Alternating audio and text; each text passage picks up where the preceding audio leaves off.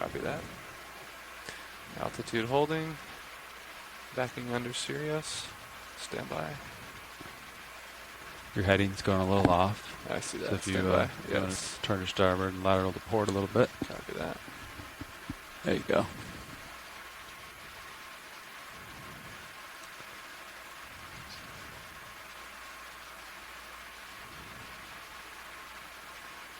See the light pool coming into view there.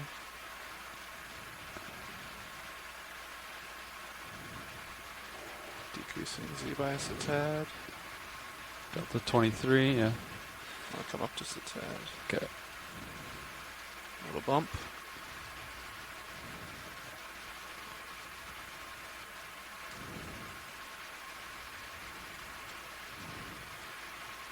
I see me now in your Titan. Okay. Still trying to get over. Okay. Yeah, sometimes it takes a little more aft thrust because Sirius is swinging a little bit too. So like, yeah. Yeah, there you go. Now you'll get it. There you are. Copy that. I'll get a little bit more under you and then we can line headings and turn together. Okay. Delta's pretty big. Yep, coming up a little. Z-bias is extra efficient at the moment. Understood. Alright, I'm going to turn to port when I get under you. Sounds great. I'm pretty much lined up pretty close to our direction of movement. Copy Now that. just line up with me Sounds good. for descent. What do you have as uphill nav from our current position? What heading is uphill? You're going to be at a target of 300. Okay. You want to meet me at 300? I'm going to begin my turn. Okay. And then I can push out. All right, we'll meet at a heading of 300. Copy that. Looks like you're pretty close. There you are. Settling on 300 and pushing forward. Great.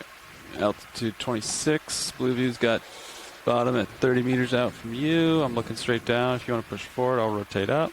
Copy that. Z-bias is holding.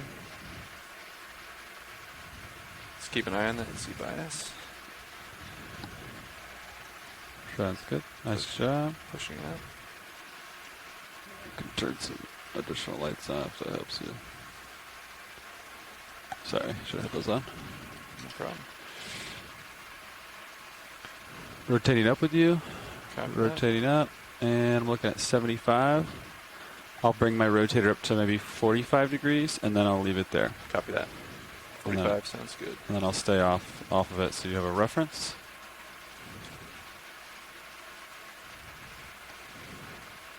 All right, there's 55. Copy that. Looking good.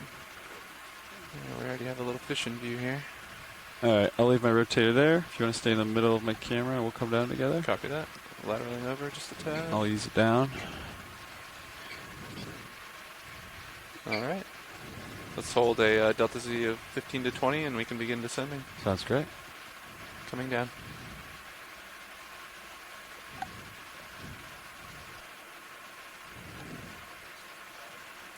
Bottom in sight.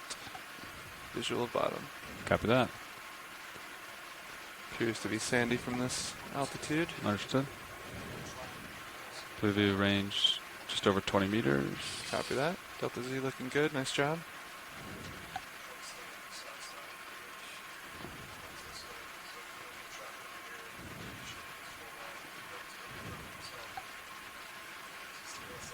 Tether looking good. Yeah. Copy that. Off to my starboard. Good copy. Looks like some nice sandy waves down here. Ripples, yeah.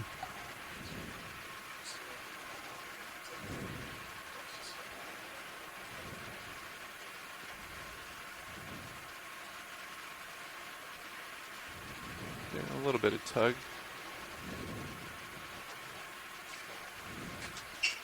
Very interesting bottom.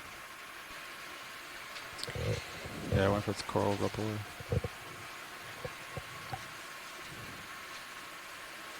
Good morning, deep sea explorers. Thank you for holding on with us today as we have a slightly later dive of the day. We are on dive 11 on Caloosahatchee Seamount in the cornerized Seamount area.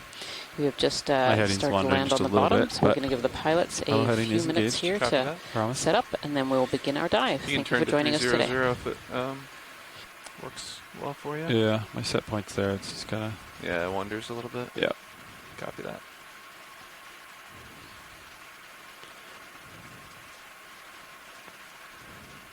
I'm feeling a little bit of current blowing the tether to my starboard. Yeah, roger that. You probably feel it. Yeah, you lateraling against it, looks like. A little bit, yep. I'll probably stop the winch here. Good copy. All right, winch all stop. I think we have a bottom acquisition here. Great. Bridge, RV nav. I'll try to dial in the Z-bias Hi, here. Bridge. Just so you know, the vehicles have acquired bottom. If we could go ahead and change the center rotation to the A-frame at this time.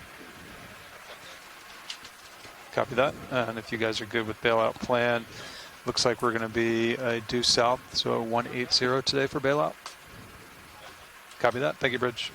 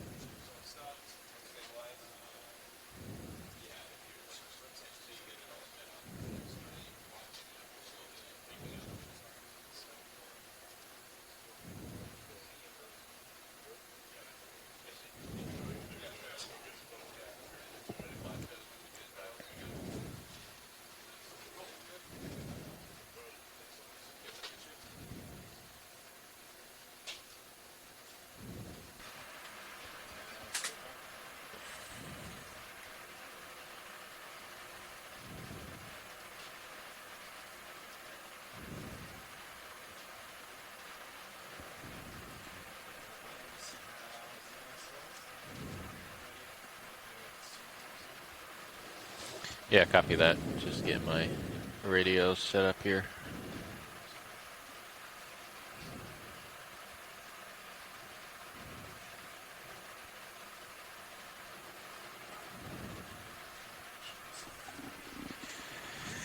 Okay, I'm gonna get your swing arms out.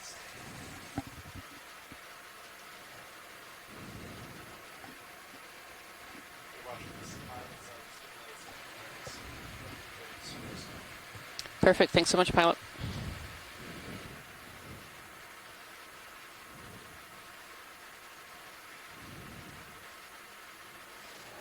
Light the way, Josh. Show me what's out there in the distance.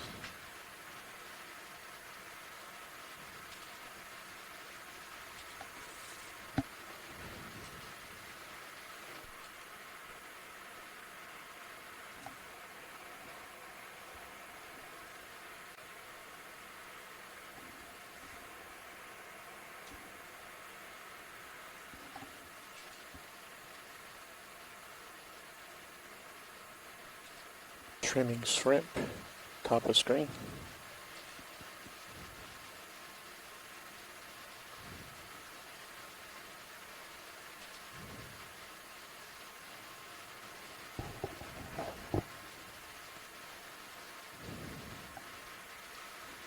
Alright, Sean. Lowers are deployed pretty wide. I'll adjust them if we get into any terrain.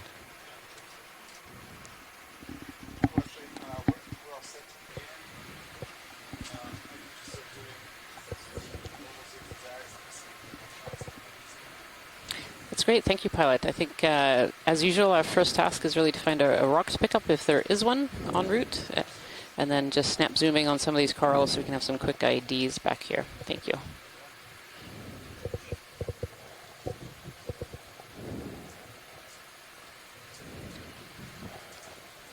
Alright, pilots.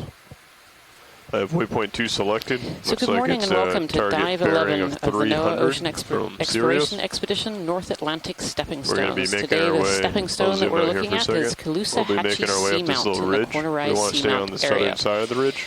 Today's slightly delayed dive is a little shallower than originally planned. So we'll we make our way landed here at 1,246 meters depth. My name is Rian Waller. I'm an associate professor of marine science from the University of Maine, and I am your biology lead for today. And on shore today, as our geology lead, we have Kira Bizal. If you want to introduce yourself, Kira. Good morning. This is Kira Mizell from the USGS Pacific Coastal and Marine Science Center, here with you today to check out the geology at this shallow part of Verrill Peak on Caloosahatchee Seamount. Yeah, and this is an Okeanos. This is a bamboo coral. I can see the bands in there. Thank you. So for your awareness, I've seen a few of those dotted around the landscape. Looking back at the biologically, this is an an interesting area that we just landed, and as we landed, we actually saw 3 REO fish as well as some others that went by. The landscape seems to be dotted in these small little bottle brush corals, so these orange ones that we just zoomed in on, known as Okeanos. But there are other organisms here. We have a sponge, a deep sea sponge with little crinoids all over it. Yeah. Nice. This looks like a hexactinellid, a glass sponge.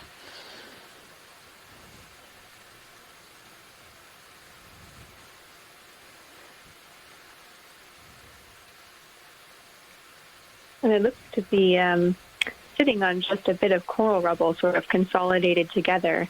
As we zoom out here, we can see that so far the geology is showing these really impressive sediment ripples that have a less linear and more variable texture, indicating some high flow velocities here. Some of this insight on sediments coming from Jason Chater, my co-lead geologist from shore, in the chat this morning.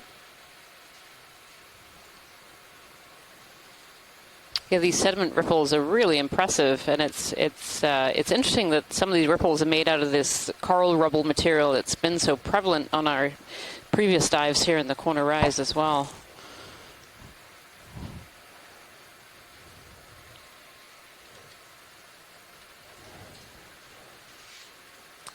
Pilot, this is yeah, watch sleep? Absolutely, creating this sort of. Sorry, go ahead.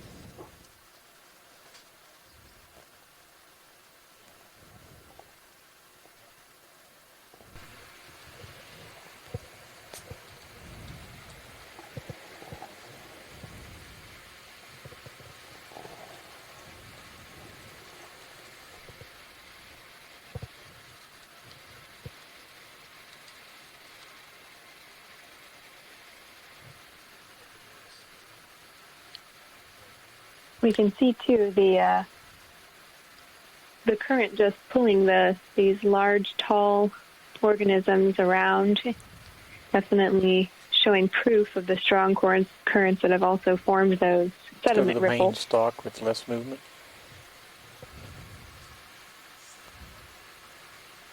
This is a coral here, these long whip corals, kind of look a little bit like something out of Dr. Seuss. Kind of have these funky forms on the seafloor. Really, really dense polyps on this one. very hard to see the skeleton through it.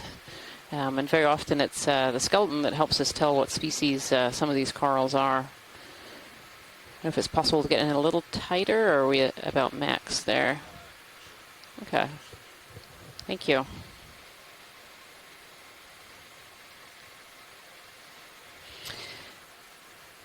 I should say today as well, through the powers of telepresence, we're actually involving a lot of scientists from around the world and helping us to ID both the biology and the geological features and morphology.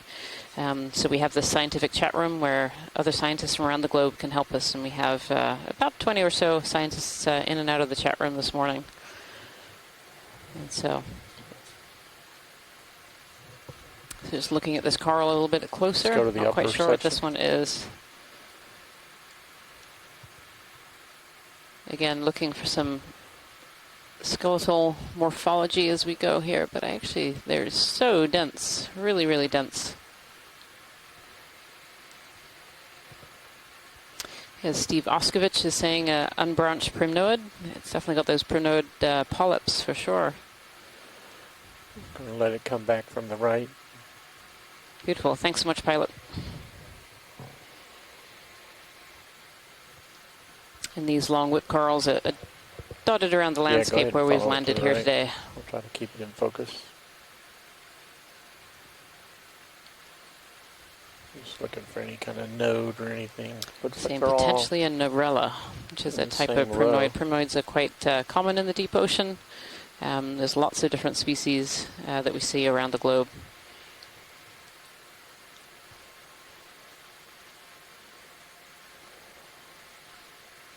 It's big, thick base there. Sitting on top of this coral rubble, fossil coral rubble. Clear.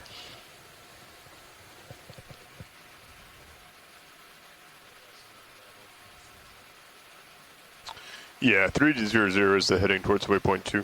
Yeah, and we can see how it's creating these striped features. Not only do we see the ripples, but we also see the different colored materials.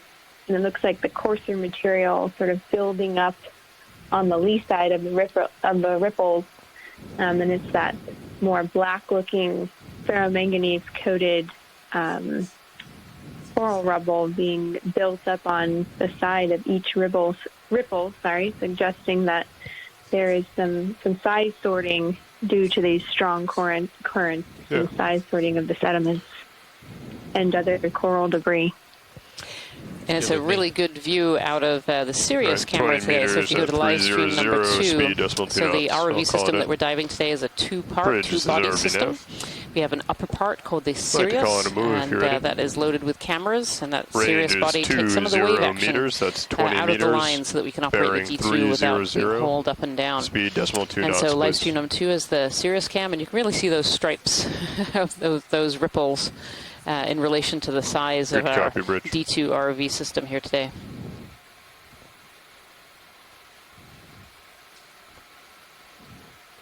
All right, pilots, that move will be underway here shortly.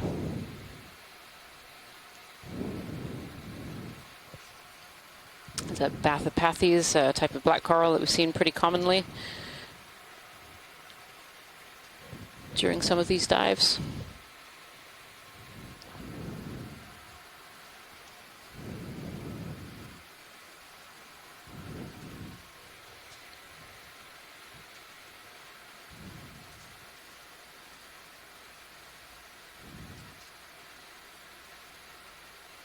It's really impressive having these 3 back-to-back dives, how this landscape has remained so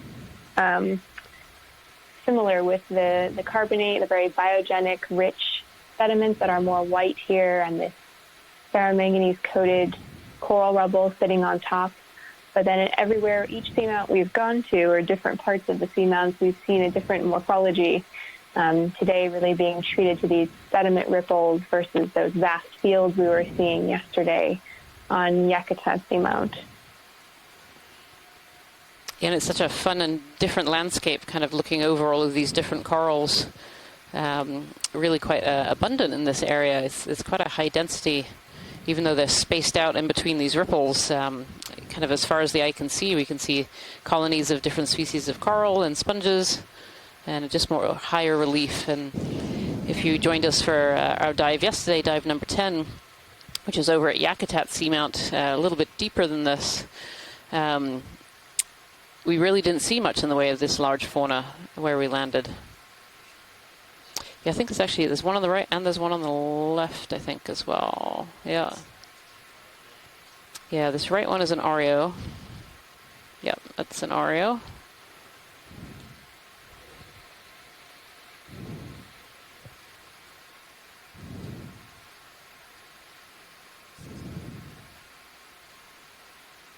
Oh, 2 fish, 2 for 1.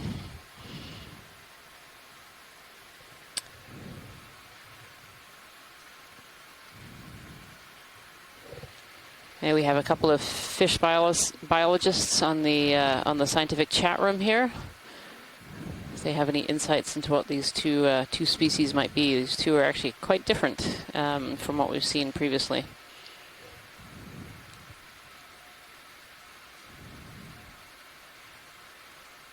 And our friendly Oreo fish. We've had a few very friendly encounters with this fish, or maybe not so friendly. We hear that these Oreo are actually territorial, already coming to check out the D2 system. So we hear from Peter Oster that the larger fish that we were just looking at is potentially a codling, a Lepidion.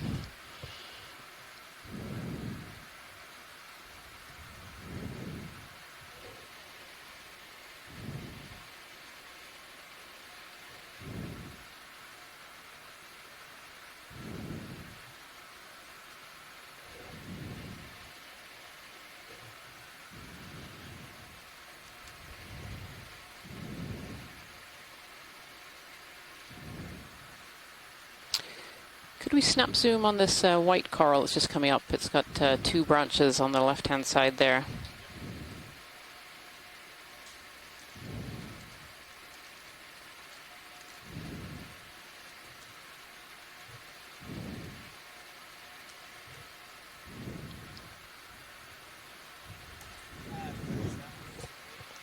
Good copy, Bridge. Thank you. Can you get us any closer? As close as you can. It looks like small polyps again. Pilots, that move is complete.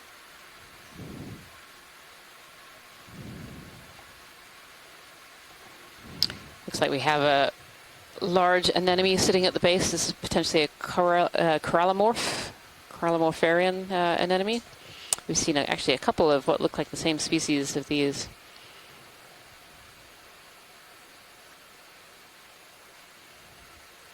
So this one looks like another primnoid of some kind.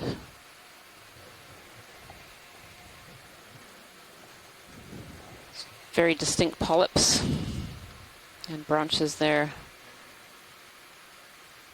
And lots of organisms living within those branches as well. When we saw colonies similar to this a few days ago, it was identified as a Thorarella, and Steve Oskovich on the scientific check room is confirming that as well as a Thorarella. Thank you so much, pilot. That's great.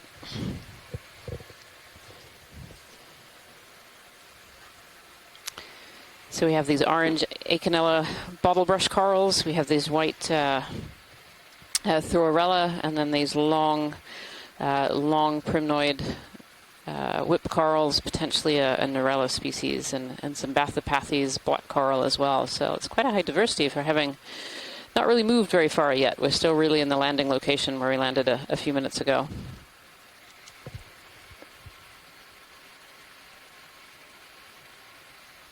Well, I've been noticing that it's very interesting that these larger species are attaching onto this coral rubble, which yesterday we were able to set down in a similar landscape and have the ROV try to move some of that rubble around to see is it staying in place or is it easily moved, and it was very easily moved. So sort of interesting that in this region where the topography is a little bit flatter, some of these larger fauna are able to actually use it despite it not being necessarily very stuck in place. It is really interesting, and I was just maybe really affect. Yeah, I was just thinking on that too. How yesterday we had this hypothesis that the coral rubble was just too mobile for larvae to be able to settle and really grow into these larger colonies, and yet here we are with a very similar looking bottom type, just in these sediment ripples and a flatter landscape, and here we see lots of large species, suggesting that even though this seafloor is, the rubble is mobile, maybe it really isn't moving very much at all. So it definitely looks very similar. It doesn't look consolidated like we've seen in some areas, really covered over by kind of a pavement of that ferromanganese crust.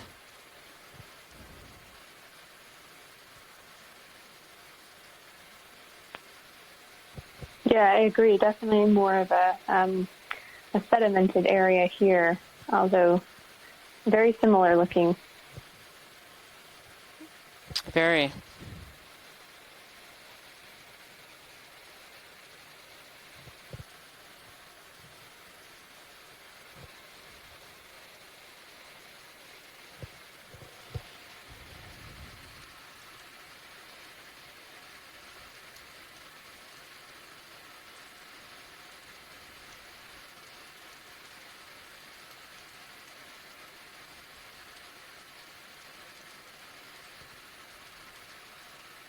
These large barrel sponges in front of us.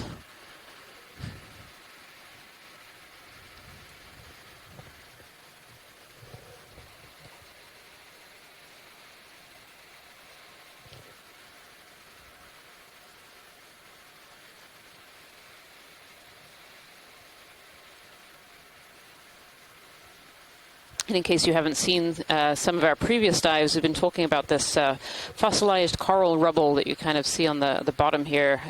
It's made up of several different species and is covered over by this ferromanganese patina, so that's what causes it to go first off a dark brown and then eventually turns black over time. And these corals lived quite a long time ago.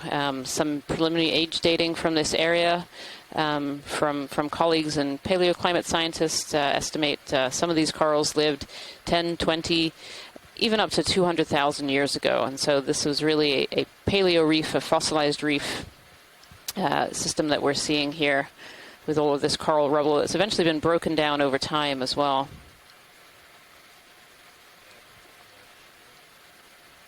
Ship move ended at 16:22, so about 6 minutes ago. You ready for another? 2300, speed glass sponges 2. that we had a look at earlier in this dive as well. I'd like to put in another move if you're ready. Range 20 meters, that's 20 meters. Bearing 300 degrees, that's 300. Speed decimal 2 knots, please. Coral rubble also kind of giving us a clue as to how long it's been sitting there. It precipitates out of seawater onto the surface. Bridge. Thank you. Lots of different materials, right, can be rocks ship move should be in. Biological debris like we're seeing here for the coral rubble. It precipitates about 1 millimeter per million years when the sedimentation rates are low. And so we can guess from the very thin layer forming on the coral rubble, when we zoom in, we can still see all of the structure and texture indicating those thousands of years that Rian mentioned. Could we zoom in on this anemone just to the right of the lasers, sitting right next to a bright yellow sponge? Thank you.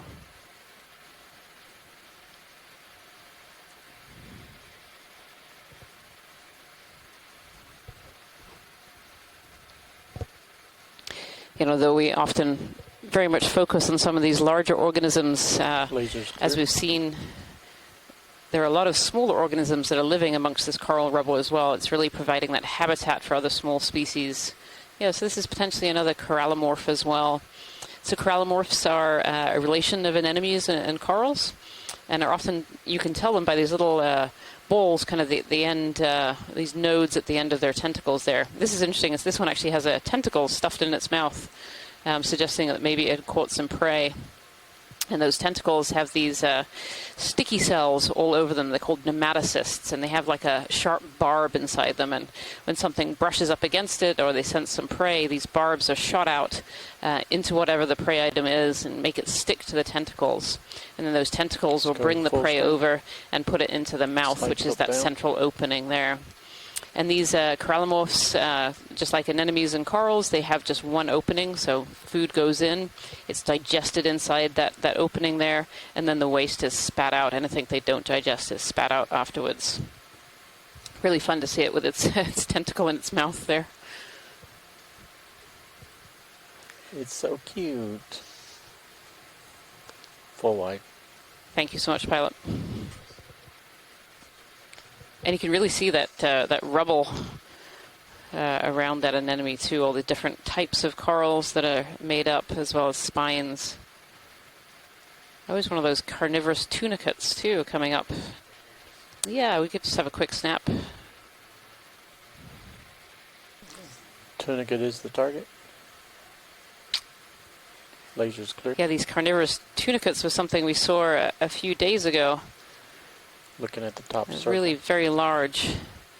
So those lasers on the bottom, they are 10 centimeters apart. We use these lasers to scale items on the seafloor. It can be very difficult to tell how big or how small either biology or geological features are, and so we use these harmless lasers to identify how large organisms are. And so this is a tunicate, otherwise known as a sea squirt. And we were told the other day that this, by Christopher Kelly, that this is a carnivorous tunicate. So it'll take in larger organisms and will digest them inside the body.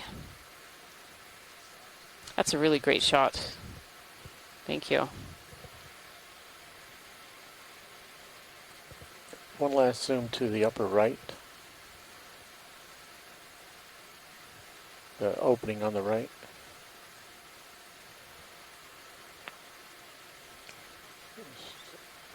See a little bit of sediment accumulation on the top here.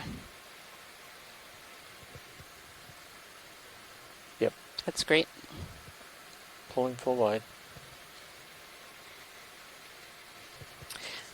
And Les Watling is letting us know that this carnivorous solitary tunicate has been seen in several locations, including over in the Porcupine Sea Bite, which is in the northeast Atlantic Ocean, on the other side of the Mid-Atlantic Ridge towards Ireland Bridge. Thank you. And England. Pilots, that move is complete. And is apparently an undescribed species. So it's great to get a good shot of it live on the seafloor there.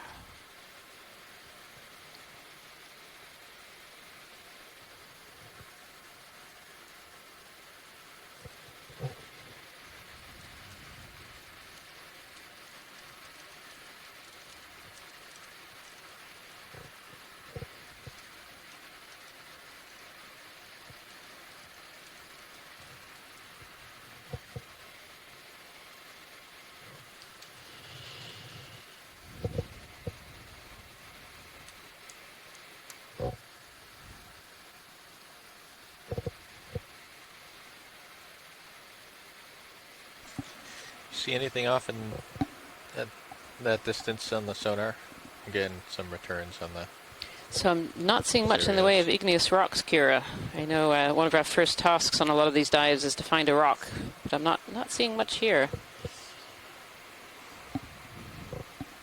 Yeah, I agree. I think it's likely, since we're on a more of the top of a ridge. If you look from home, if you look at camera 3 view, you can see HiPAC, our live navigation map, and you can see we're climbing along the upper portion of a ridge where the topography is not very steep. So it's likely that we'll continue to see, in terms of geology, this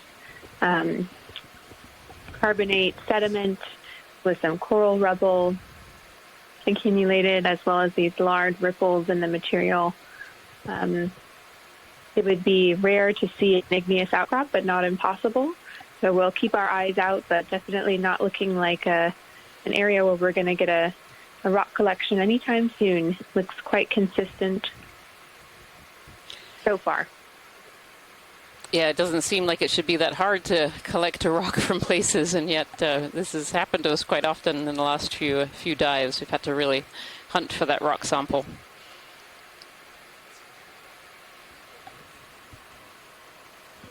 Oh, a little shark, little dog shark, I think. Oh, moving fast. Oh, with a really big parasite on one side. So those parasites are isopods, and they stick onto the side of sharks and fish, but gosh, that's a really big one.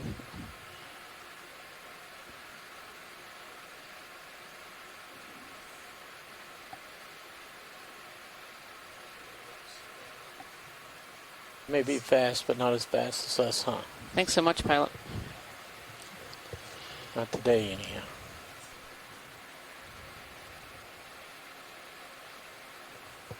As a follow-up to the discussion on whether or not we'll be able to find rock, we might be able to find some rocks or conglomerates, but likely not an igneous rock. And Kevin Conrad, a geologist in the science chat, letting us know that 1,246 meters, about where we are today, and going shallower, is just a little bit too shallow for basalts to be found on these corner ice seamounts.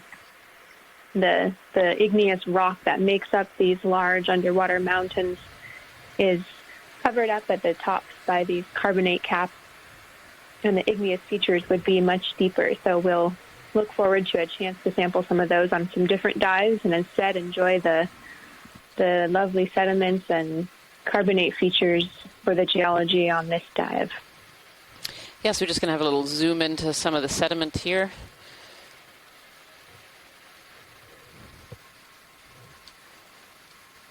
Have a look at its composition. This is something we've done on our dives, to have a look and see what's actually making up some of those sediments. And this is interesting to me because this actually looks a little different than some of the ones that we've seen before. Previous zooms on previous dives, we've seen a lot of those pteropod shells, which are really distinctly shell-like. But I'm not seeing that here. You see that little crab there on the left with the sponge?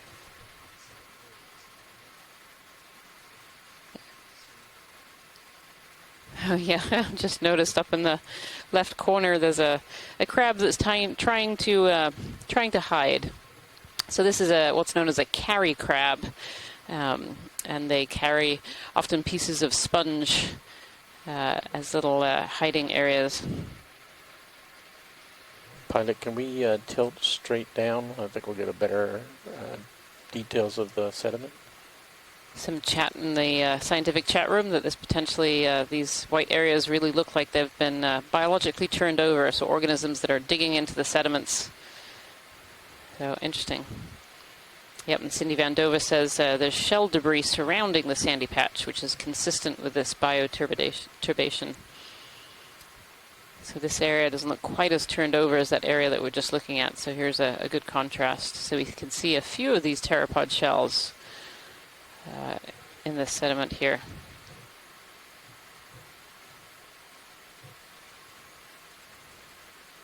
Thank you so much, pilot.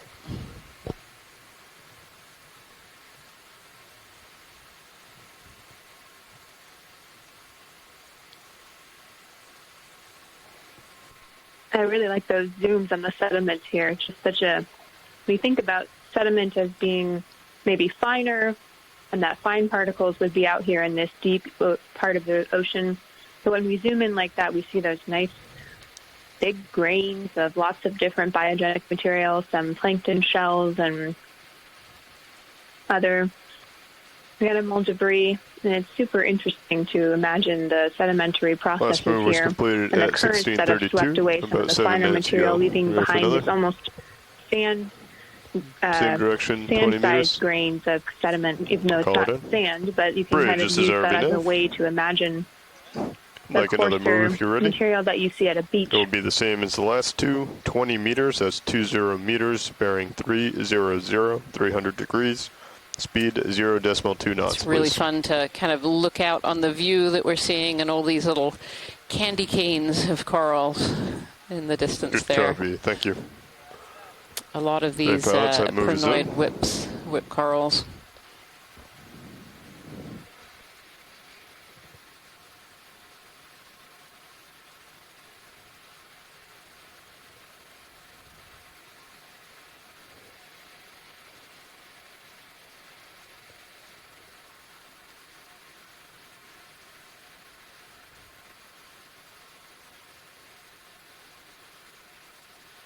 And where we usually see areas like this with a numbers of different species and relatively dense assemblages, these are often areas that we can think of as being fairly productive, so having a fair amount of food in the water column to be able to sustain all the different species that we're looking at today.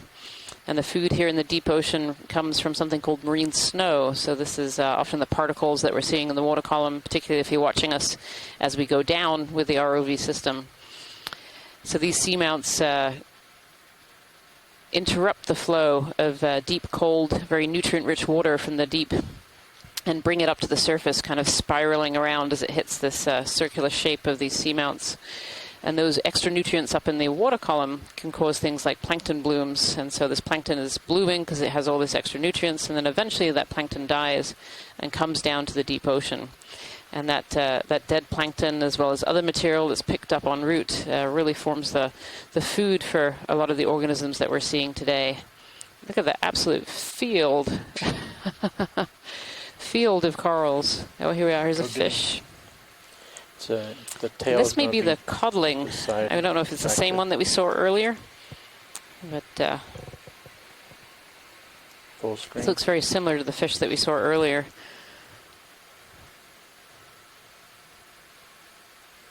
Swimming amongst this field of coral. There's a dorsal spike. It's max zoom. Swimming away. Spike is up. Spike is down. Thank you, pilots.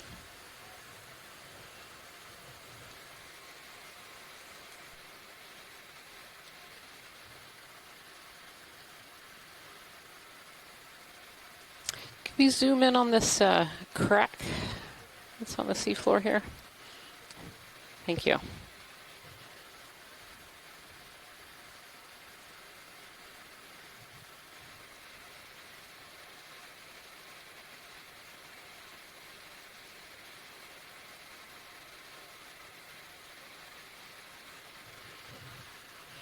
So a message from Scott France in the chat room here that these whip corals might be Calyptophora clinata, so a primnoid whip coral, as they were collected from this seamount before, Caloosahatchee. And in fact, the species was described from specimens collected at 1,316 meters depth. Oh, this is interesting. So it's not actually a crack. It's more like a consolidated tube here.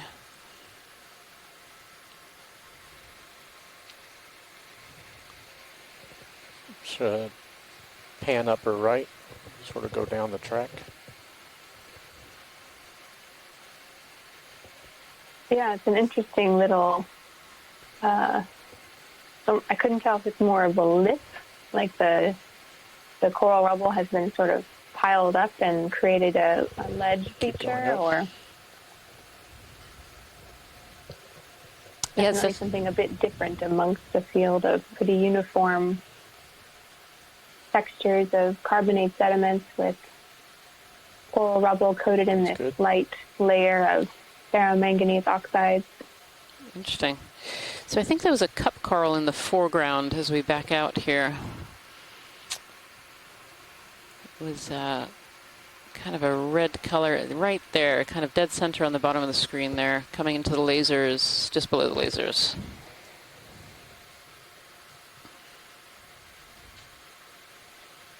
So this is a little scleractinian cup coral on the seafloor. Oh, and it's quite different septa. So these cup corals, unlike some of the corals we've been seeing so far, is actually what we call a solitary coral. So this is a single polyp where you see these big whips or the big sea fans. They are colonies of coral. Thank you. Pilots, that move is complete. So pilot, this is watch lead. I think we'd like to collect this one. This is part of the connectivity study, if that's at all possible. If not, maybe we'll come across some more. The ship is stopped, right? Yeah, the ship just stopped. Yeah, I think we'll be okay. Okay. Yeah, I think we'll be all right.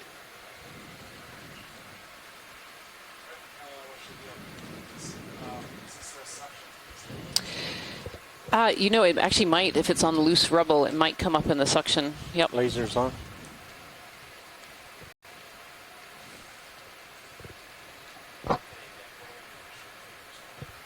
Copy that. Will do.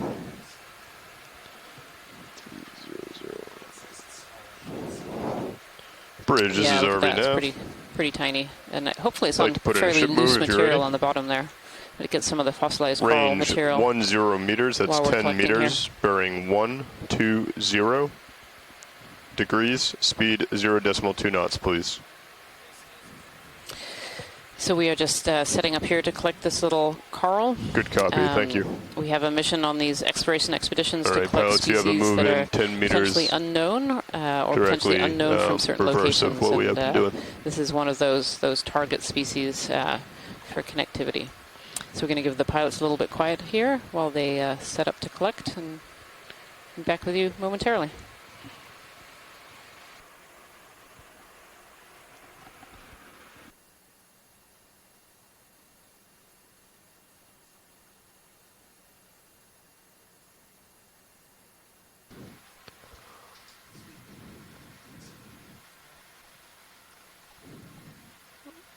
Also, as a reminder, jar 1 does not have a filter, 2 through 4 have coarse filters, and then number 5 has a fine filter.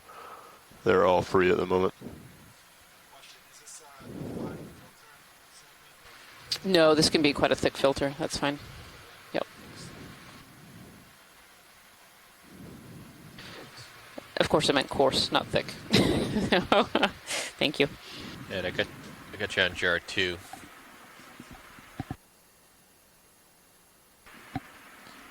Hydraulics are up. You're ready to go. Jar lights on.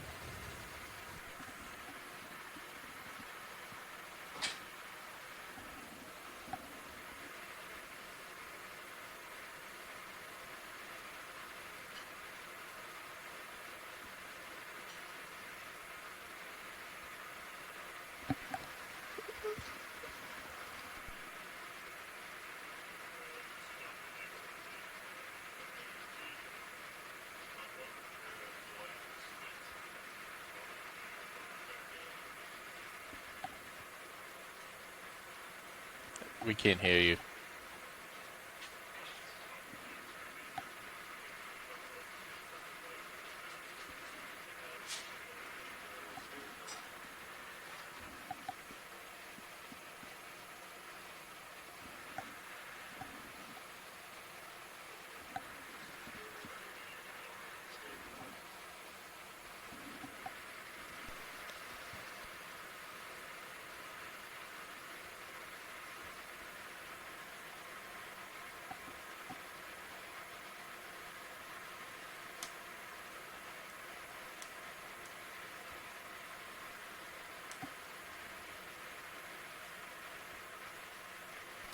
Good copy, bridge, thank you.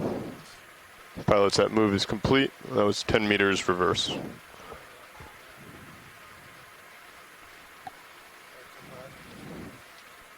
We're good. Yeah.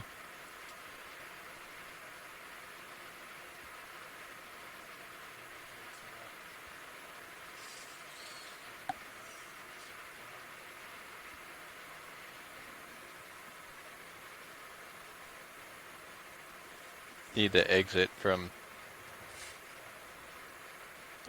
that too. All right.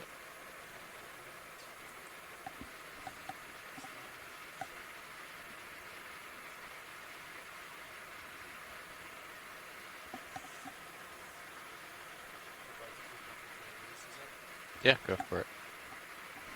Go ahead, bridge.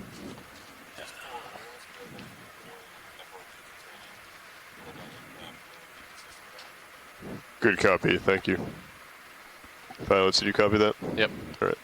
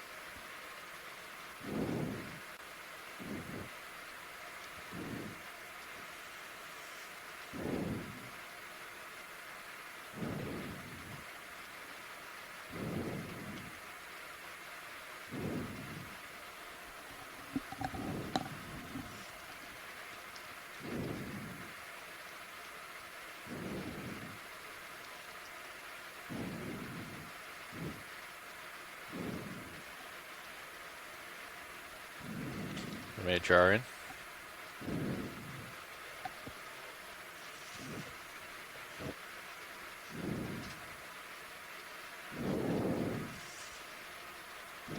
And I'm ready on your suction when you want it.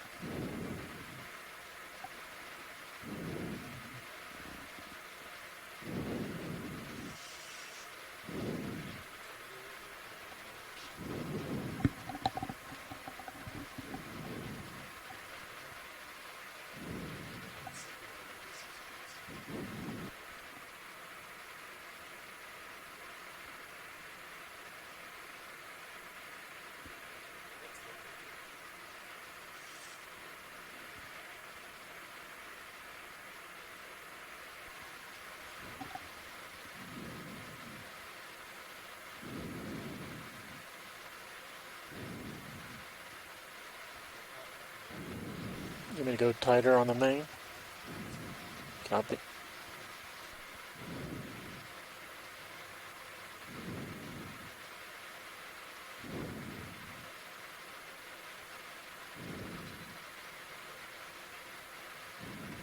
It might be a lift and scoop. Looks pretty big.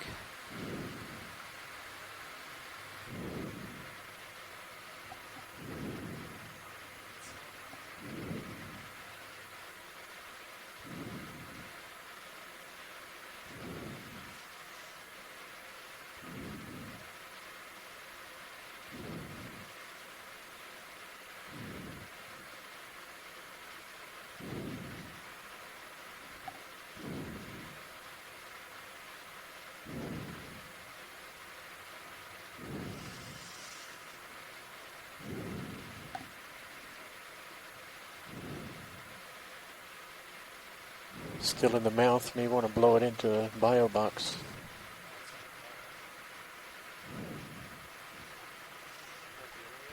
I went pretty high.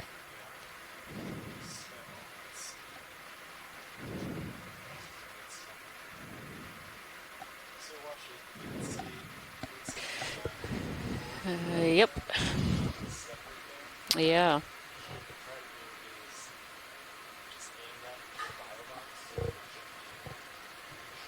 I think that would be a great idea. See if it will come out. Yeah. Thank you. All right, let me know when you're ready for the drawer.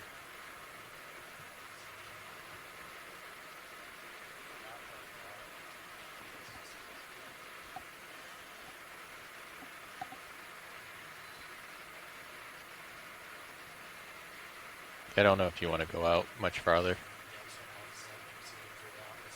Yep.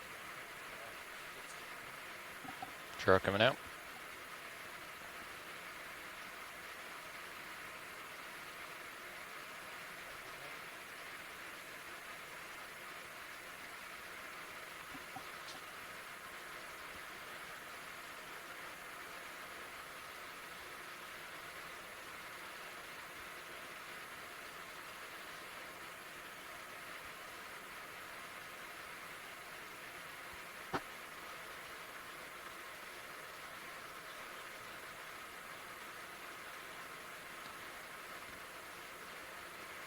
All right, let me know when you're ready.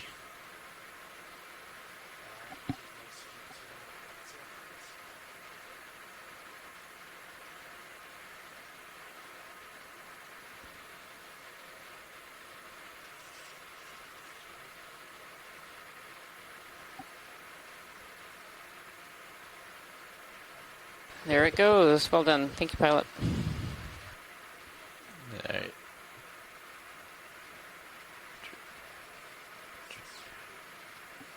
Ready for drawer? Or no, you're gonna stow it. Yeah.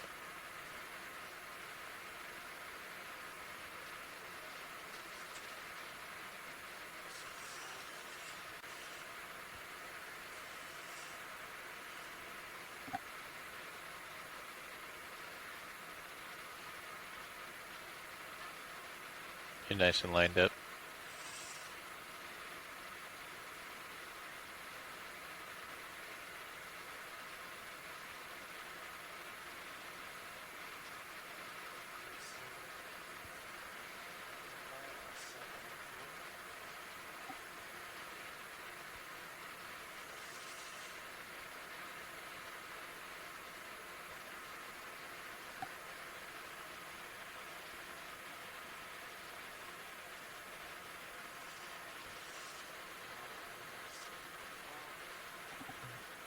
All right, securing hydraulics.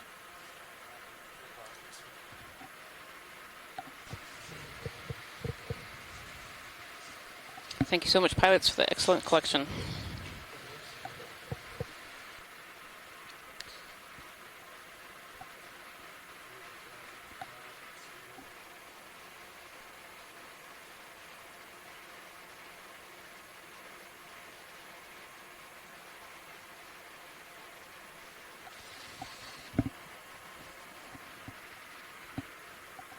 An interesting follow-up from Jason Chater in the chat about this little ridge-looking feature that we saw in the sediment. Sometimes those can also form when a fracture has been filled with sediments, and then it gets cemented over time and becomes a little bit less resistant to the current erosion that we can see happening in this region. So it can get a little mini ridge forming sometimes from those kinds of processes.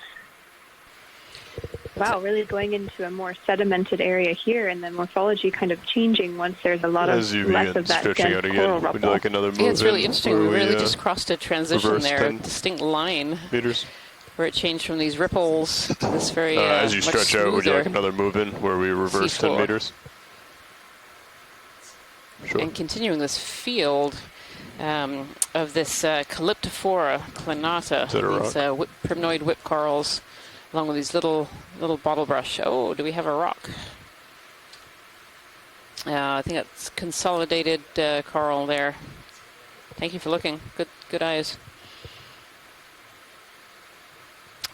It'll get there. Every day we've said we've had trouble finding a rock, and we've always found one in the end. So I like to be positive. What do you want me to do, Roland? It's absolute field of corals. I'm starting to come in with these amphitheater-shaped sponges. Oh yeah, again, you can just see the ripples over the right-hand side. Oh. Copy. Yeah, it looks clear on the sonar. Oh, Enelapsamia rostrata. If we could have a quick zoom on this yellow coral, just a snap. Thank you.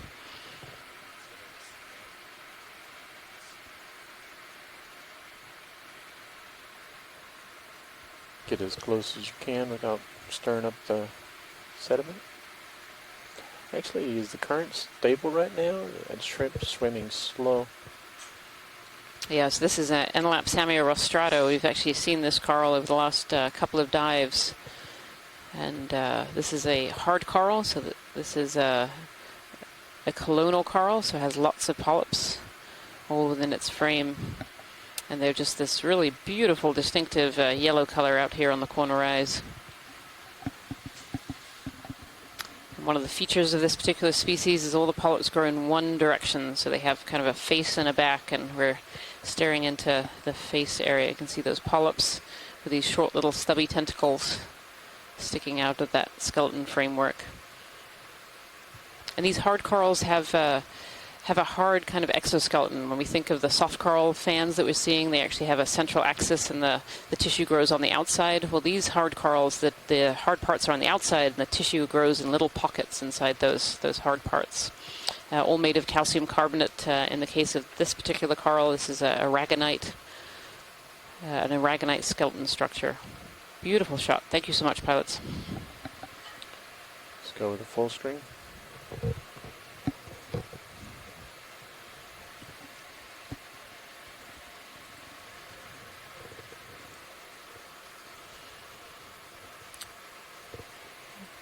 Two of those Calyptophora sea whips right next to it. One little short one and one slightly longer, but not as big as many that we've seen so far. Fish.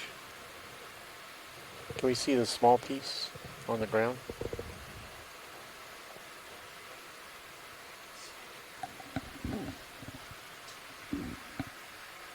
Tilting back up to look at you, Sean. A live piece actually laying on the ground there, knocked off by other larger organism potentially that came by. And you can actually see it's still alive, so the polyps are settling there. So most of these deep-sea corals reproduce by producing a larvae. Most corals in the deep ocean actually have both males and female colonies. There are a few hermaphrodites, but males and females are far more common. But they can also reproduce by something called asexual means, and that can be pieces of the original colony falling off, transporting to another location, then being able to grow if they happen to land in a suitable location. Or they can actually bud off and actually become pelagic larvae as well, traveling and then settling elsewhere, but asexually formed, so genetically identical to the parent colony. So interesting to see that little live piece laying there very close to that parent colony.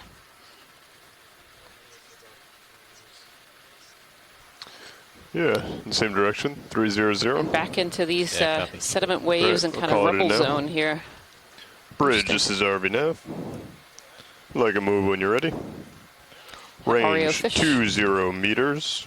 That's 20 meters, bearing 300 degrees. Speed decimal 2 knots, it's a little bit harder about what's causing these kind of medium scale changes in texture. Good copy, thank you. We're not crossing any major topography.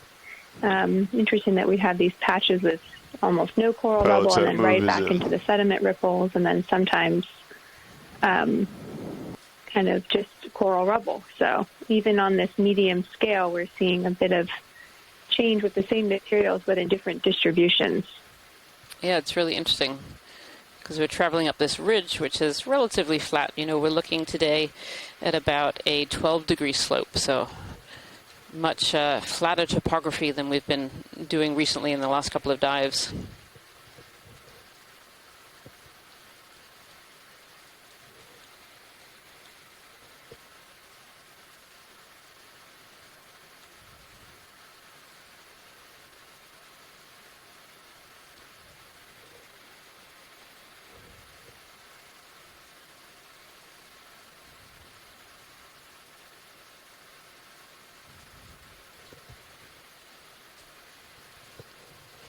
These little patches of white sediment Cindy Van Dover had noted earlier look like bioturbation. So this is where organisms are digging into the sediments, and this can be from a variety of different organisms. It can be worms or amphipods, little crustaceans, all kinds of animals here in the deep ocean actually burrow in the sediments, and this just looks like an area where it's turned over.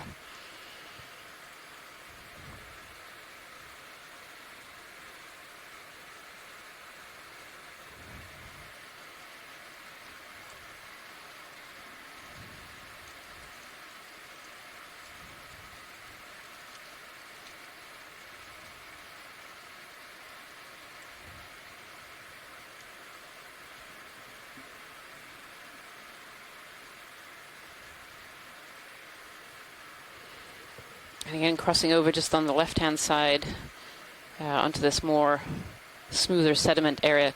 It almost looks, Kira, like this is the ridge. Like the ridge is this sedimented, and then as you go down, what would be the northern side of this ridge, to the right-hand side of our screen, is where we're seeing those ripples. So I wonder if it's just down to a little bit of morphology, these very slight changes.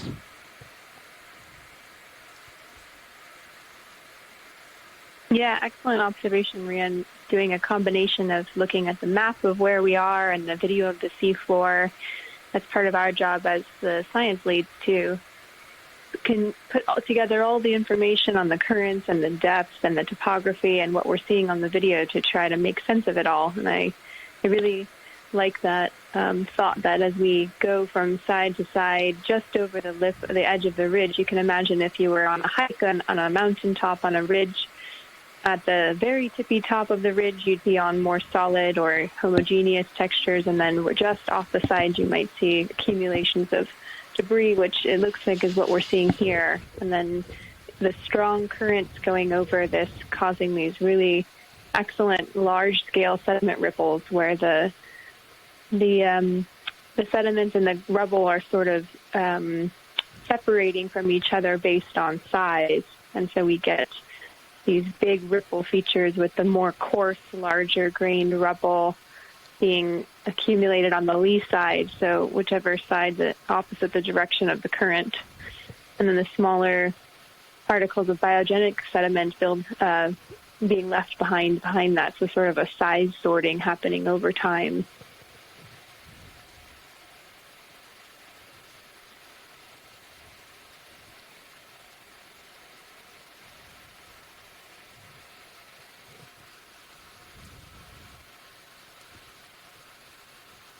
Another one of these Thuarella colonies in the front, kind of bifurcated, and then we have these wonderful bottlebrush corals.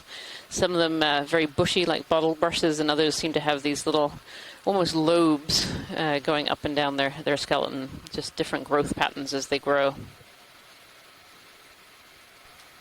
Good copy, Bridge. Thank you. Pilot set. Move is complete.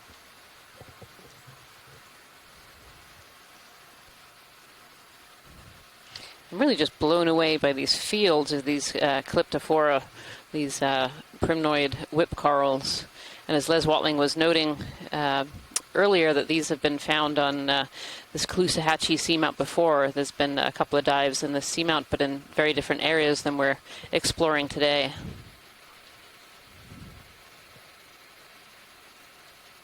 I was curious, Rian, for the whip corals, is there thoughts on the advantages to being long and skinny and tall instead of a bigger branching coral?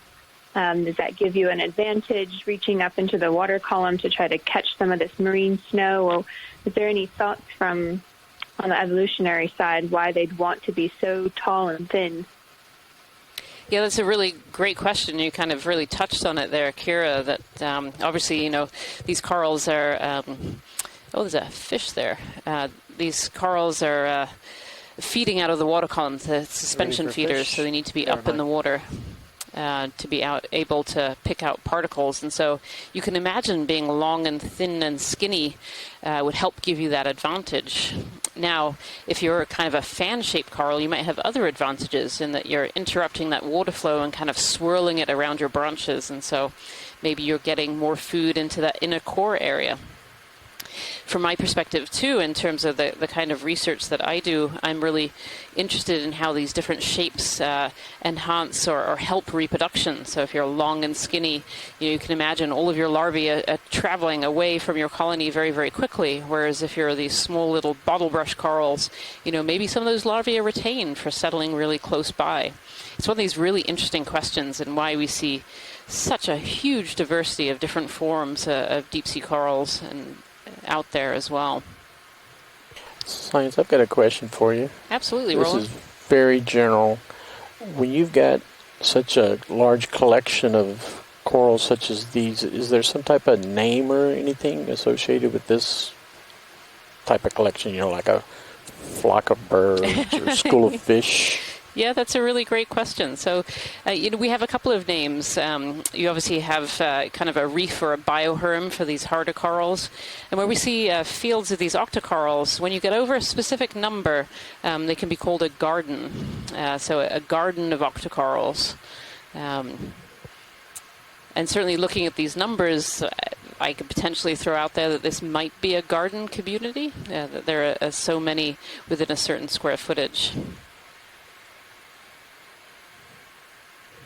Thanks. That's cool. Yeah, it's a really, really great question. Crinoid on a sponge.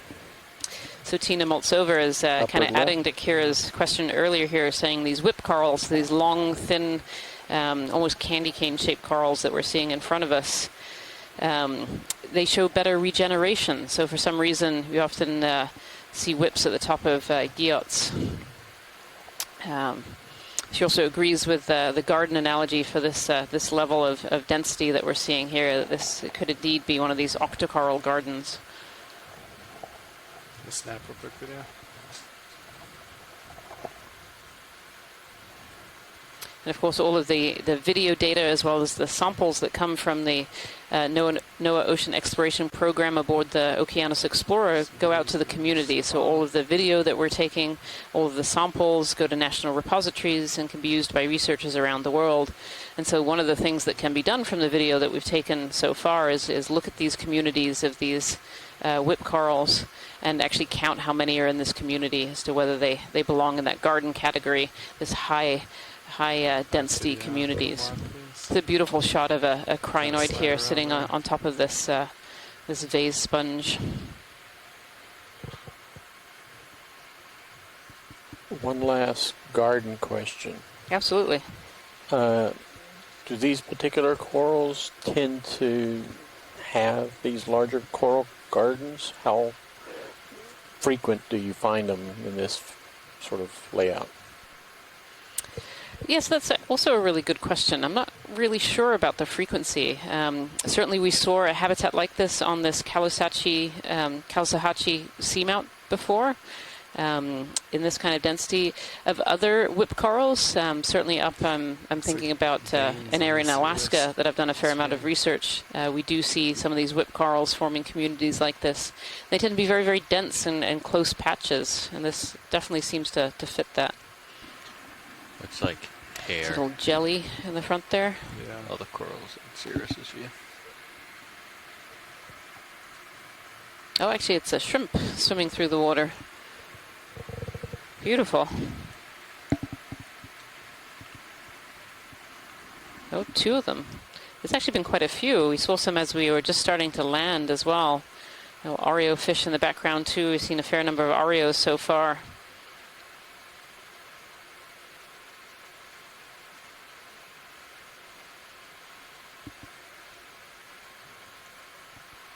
That last move was completed about 6 minutes ago. How would you feel about another 20 meters?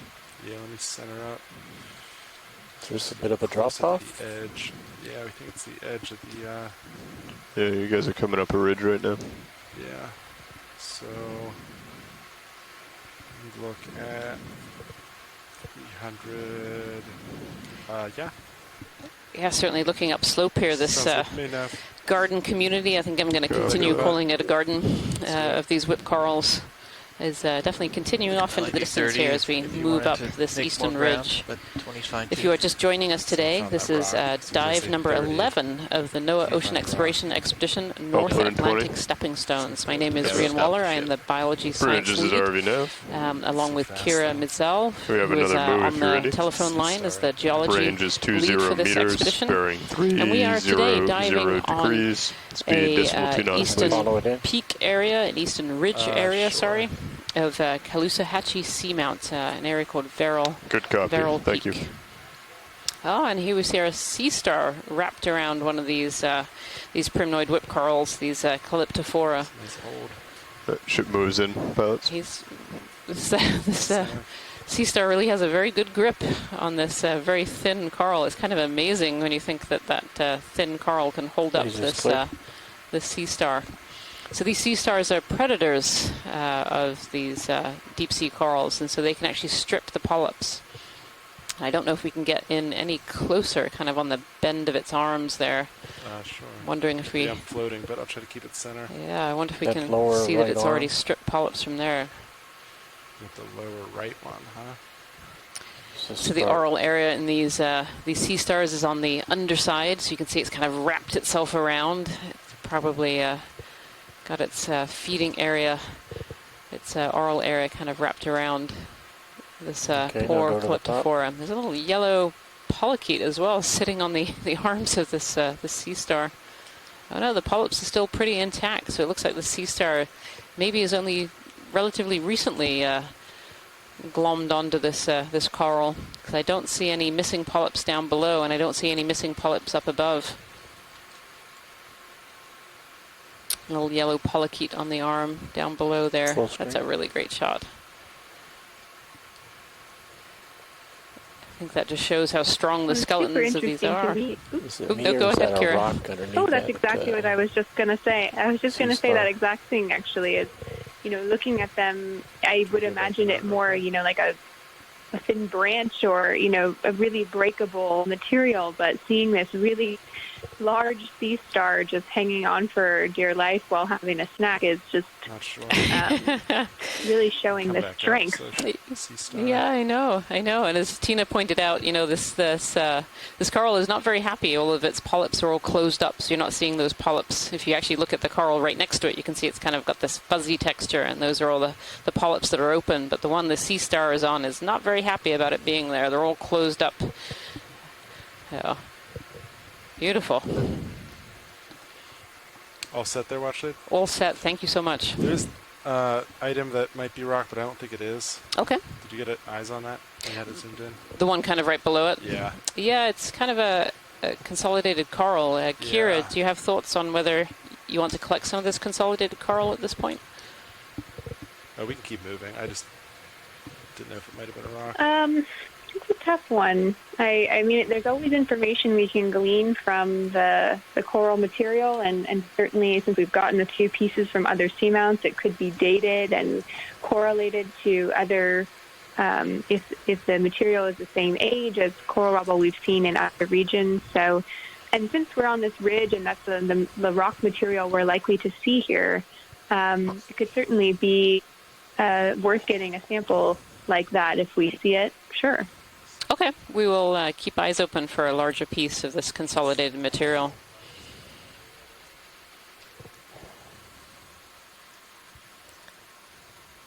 Some Bathypathes black coral right ahead of us inside this field. It is interesting that this garden of these whip corals, that there are other species also interspersed in here. And this just goes into the question that Kira had earlier about what are the benefits of these different shapes of these corals, and the fact that these different shapes are all occurring in the same location is really curious. There must be some evolutionary component to those particular species, be it increasing food or taking out waste, or maybe a reproductive strategy of being these different shapes. But it's a really curious puzzle. Thank you much. Pilots. I was thinking too that since the strength of it just reminded me too, the current here must be really strong going over this little ridge feature, and so since they're more resilient to regeneration, as was mentioned in the science chat, maybe they're just more resistant to the really strong currents that are flowing through here. Just a thought from a geologist. Yeah, absolutely. No, you're right. These corals really need that current to be able to survive. In areas of very low current, those are not areas that we see the most species of coral. They definitely prefer these currents that are a little enhanced, being able to bring in that food.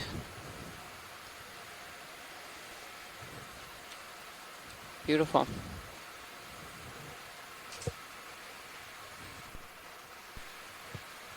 And looking at the seafloor here, too, we can see we're getting more of this pavement texture that we've seen at other carbonate caps on these cornerized seamounts.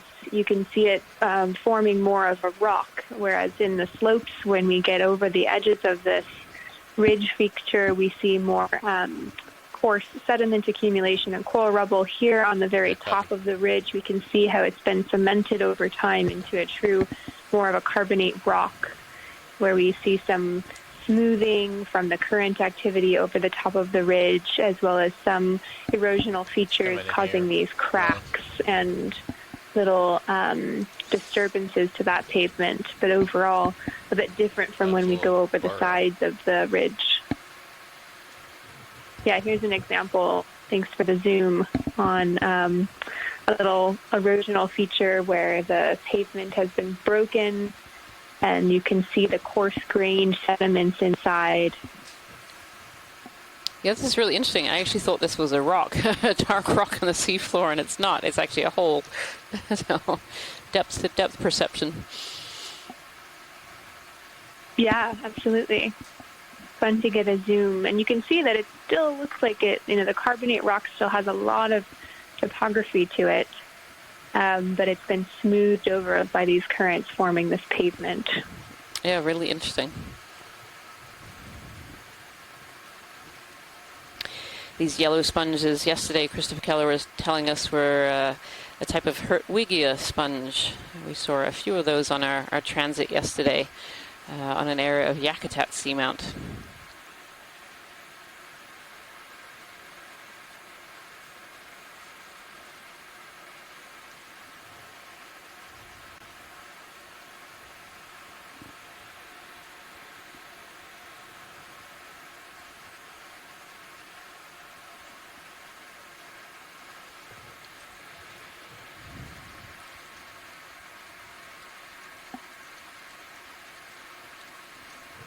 Do a quick zoom here.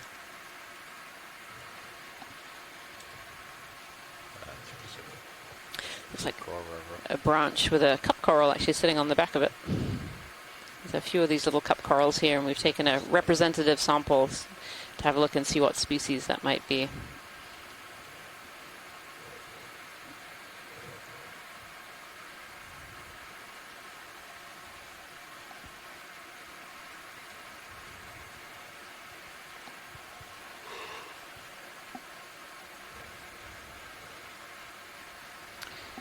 We have a snap zoom on the whip that's almost dead central. It looks like it has a little bulb at the top of it. I think there's a little associate stuck in the branches there. Come on in.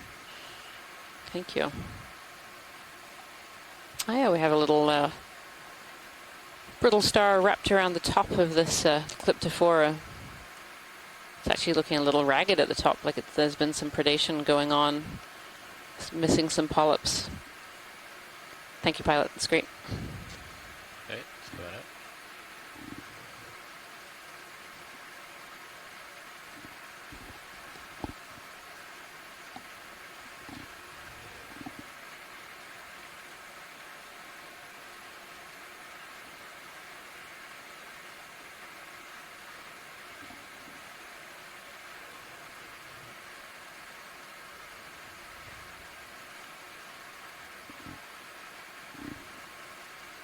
Yeah, we're definitely into a very different texture of the seafloor here.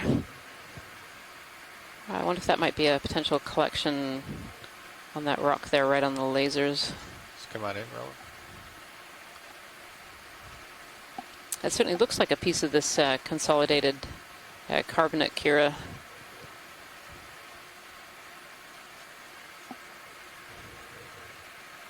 Yeah, it does. And it's got a lot of interesting biology on it. It definitely looks like a consolidated piece of coral rubble. Okay, copy. Let's come on. Yeah, we could collect it. You want this in a bio box for the associates or a rock box? Let's put this one in a rock box. Copy. Thank you.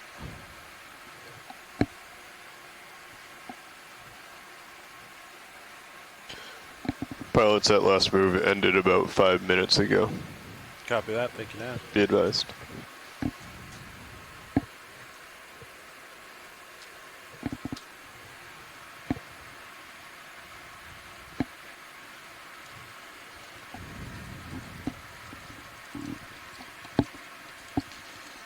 Probably put this in the starboard one. Sounds good. I'll follow you out center.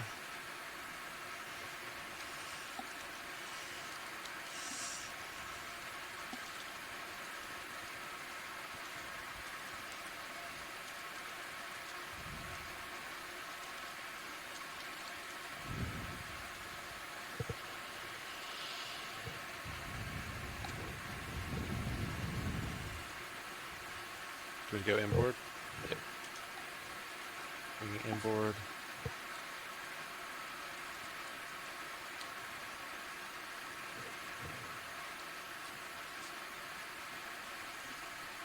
Outboard.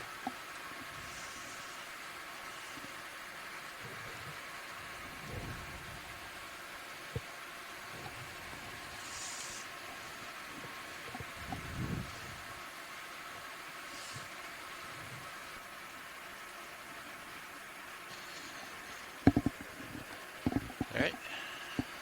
Hydraulics are off. You get the point down. Yeah, we're good to go. Okay. All set, watch sleep? All set. Thank you very much. It was a great collection.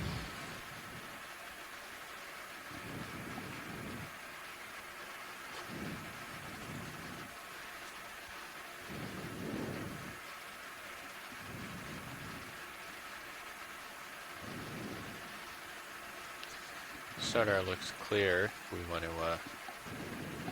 continue on. Yeah, looks nice and Another 20 meters. Sure. Copy that. Bridge, this is RV Nav. We have another move if you're ready. Let's do a quick zoom here. Same as the last one, 20 meters, bearing 300 degrees, speed 0.2 knots, please. Good copy. Thank you, Bridge. An enemy here sitting on the seafloor. Big, long red tentacles with one of these small little coral colonies sitting next to it. So anemones and corals are both cnidarians. Pilots, that move's underway. So they're both copy now. somewhat closely related. Coming out. The polyps of these corals actually resemble a little bit the anemone with the big long tentacles. They're just colonies, all of these polyps living together rather than solitary like these anemones.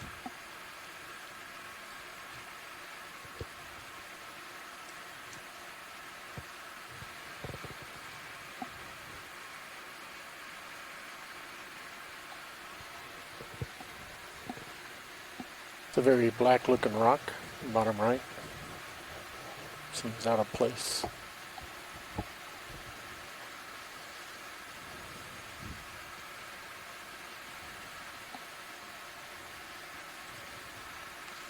Hey, come on in.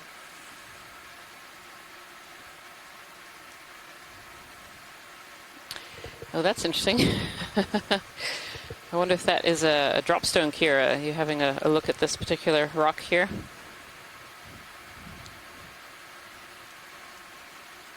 Yeah, good eye for those identifying as a dropstone. A dropstone is a rock that's been transported here from another place, usually in this region by glaciers. When it's scraped over another surface, it can pick up rocks, and then as it melts on its journey across the ocean, it can drop those rocks in different places. And you often have a clue based on a more smooth and rounded texture. Of course, this isn't a perfect sphere, but we can see that the edges tend to be rounded.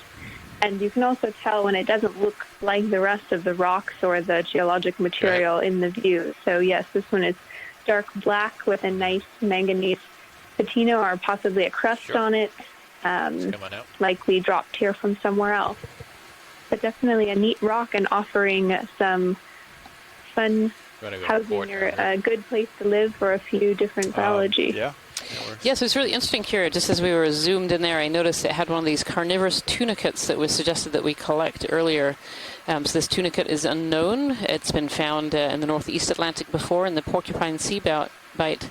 And so this is a worthy collection. So I think we can get a 2-for-1. We'll put this in the bio box and we'll collect both a dropstone and this new, potentially undescribed carnivorous tunicate.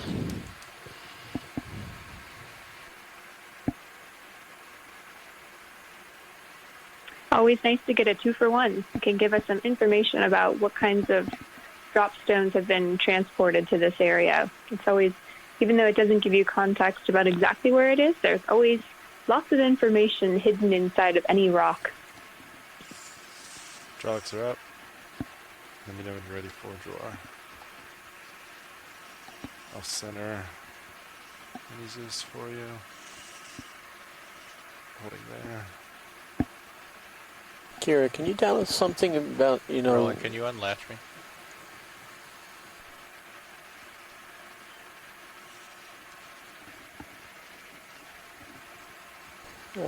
I was saying, can you tell us when these Hey, are? video, could we hold off for a little bit until after the collection, please? Thank you.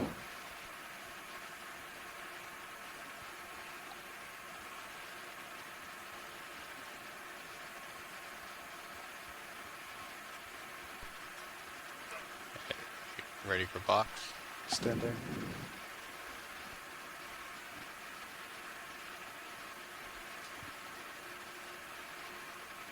All out.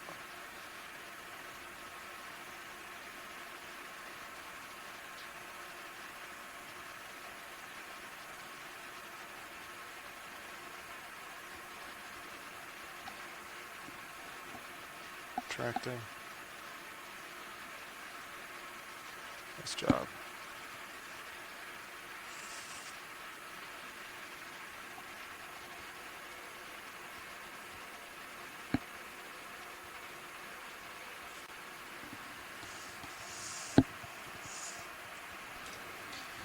Right. Okay, I'll clear on this. Sample is marked. Watch lead, this is RV nav. It's coming off. Would you like to call this a biology or a geology sample? Copy that, will do. Right, pilots, also the move was completed while you were taking that sample. Yeah.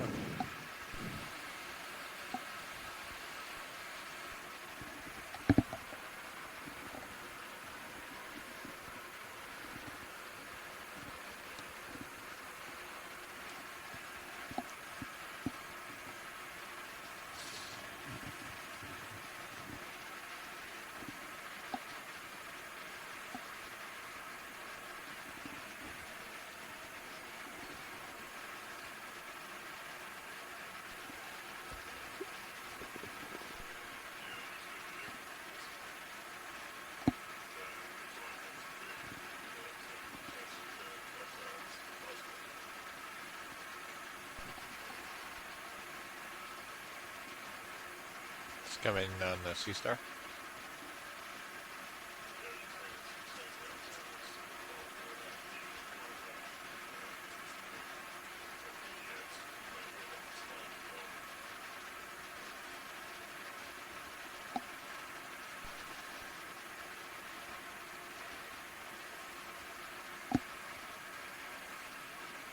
There's another one of these large sea stars that we actually saw attached to one of these Caloosahatchee primnoid whip corals that we're seeing just in fields here.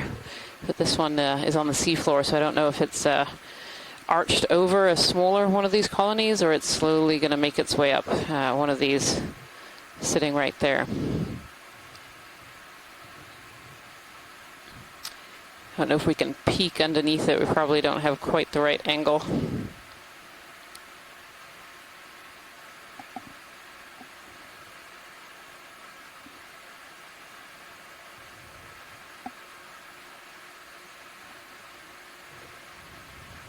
No, yeah.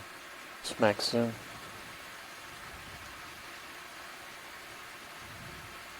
Drifting back. Yep.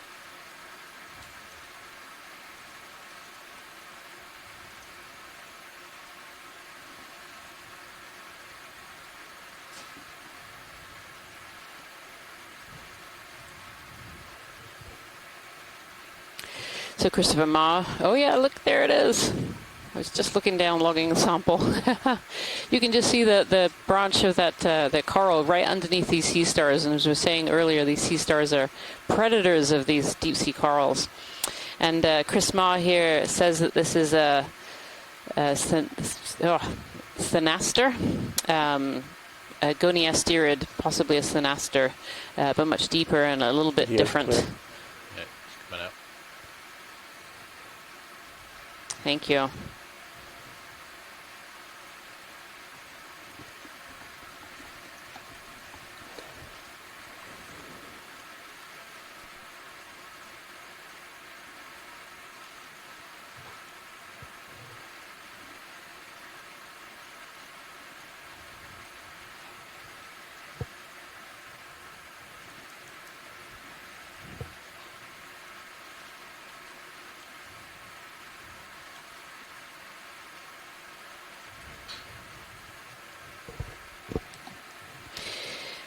And if you were just joining us today, I'd like to say welcome to Dive 11 of the NOAA Ocean Exploration Expedition North Atlantic Stepping Stones. And today the stepping stone that we're exploring is Caloosahatchee Seamount in the Cornerise Seamount area, kind of in the middle of that Cornerise Seamount area. Today we're exploring a eastern running ridge, so we're coming from the east and moving kind of west-northwest. And we started at a depth of 1,258 meters and currently at 1,228 meters.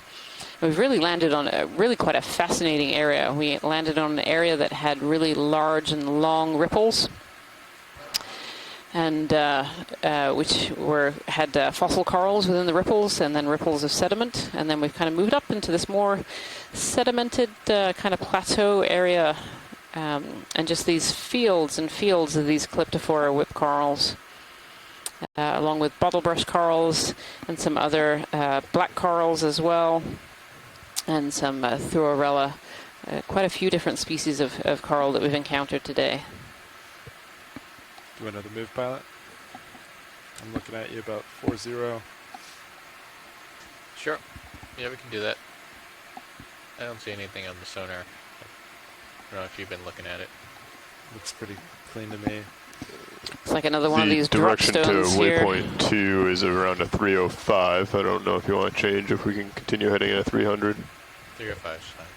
All right, we'll shift a little bit. 305, 20 meters. Yep, you can see Quick that, zoom here. blackish rock Bridge, this is RV now. sort of sticking out against this We have a background move if you're of ready. smoothed carbonate cap that 20 we're looking meters, at that's here. 20 meters, smoothed by the bearing current. 305 degrees, that's 305 degrees. Manganese oxide. Speed 0.2 knots, please. It's hard to tell exactly where it came from, but drop stones can give us a lot of information about how rocks are Good copy, transported thank you. here, in many cases by glaciers, as they've gone across different surfaces and collected rocks and then dropped them elsewhere. at different points Pilots, in our time as move they is begin to underway. melt and travel across the ocean. Copy that. Sometimes Thank you. erratic rocks like that can also be just transported from the erosive processes. But here at the top of a ridge, it's unlikely that anything is falling down slope. So rocks that look out of place are very likely drop stones in this region, dropped here by glaciers, slowly melting over this region as they move across the ocean surface. What kind of time frame are we talking about, these glaciers moving over this area? Like, is that something that happens today, or is that something that really happened back in history? Yeah, it's a historical process. We're offshore of the northeastern U.S., and there's no icebergs or glaciers necessarily in this region very often that I know of. So this is about the deep history of the oceans and the ice age cycles, where we've had different parts of past ocean history and Earth history where there's been a lot more glacial activity and glacial cover. So most of these drop stones would have been left in this region by icebergs many, many years ago, millions of years ago, in most cases. Camera's up at 353. Really interesting.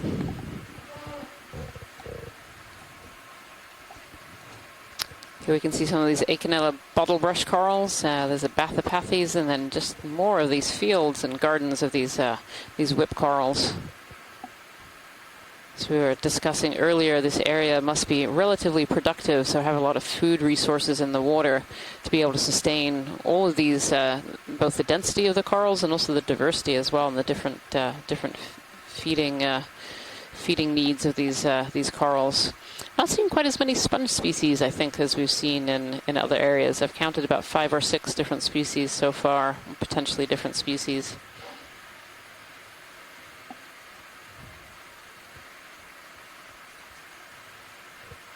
Again, these... Yeah, it's super interesting, and I do have to correct... Oops, sorry. No, go ahead. Go ahead. Oh, I was just going to say, I did want to correct myself. I'm usually thinking about marine minerals that are precipitating on the time scales of millions of years, but for drop stones and ice ages, we've had, I said millions of years ago, but we've had ice glacial periods and also known as ice ages within the last tens or hundreds of thousands of years. So still a very long historical time period to imagine for us humans living here on Earth, but not as old as some of the other seamount features that we will find on these dives. It's still quite a long time ago.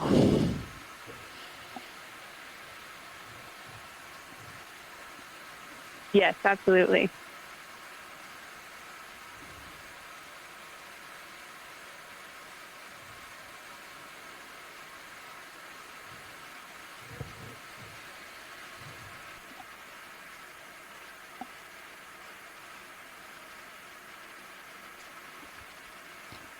Get the fish.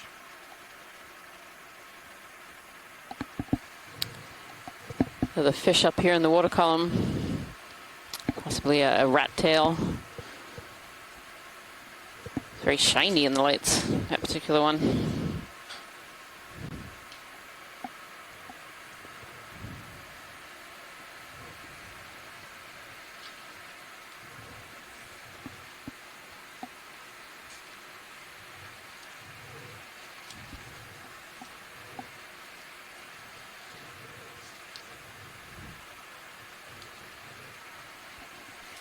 Go ahead, Bridge. That's really nice visuals. Good copy. on Small this, boat on ops this complete fish here. and move complete. Thank you.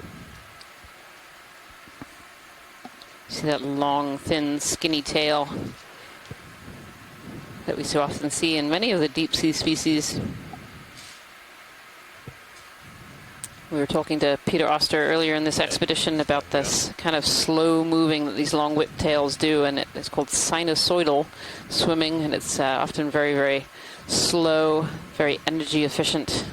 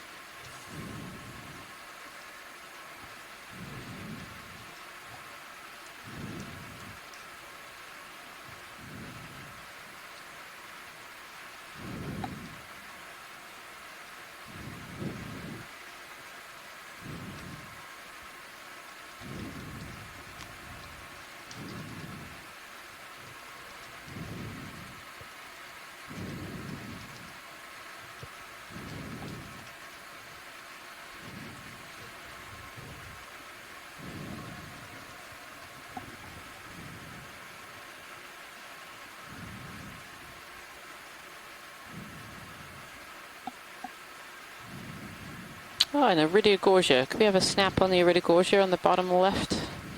Kind of big spiral. Looks a bit like a pom-pom from this angle.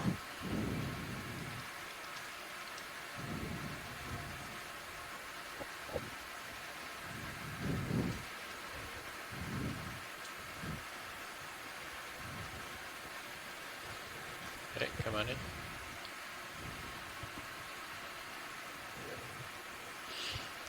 So this is an Iridogorgia. We saw one of the species of Iridogorgia magnispiralis, a few dives ago, which was really tall and big, but this one is much smaller. See those lasers? We use those lasers to scale things on the seafloor, so either geological features or biology. We can see that it's this one is quite small. Those lasers are 10 centimeters apart. Actually, inside those really tight branches too, we can see gets a little shrimp in there.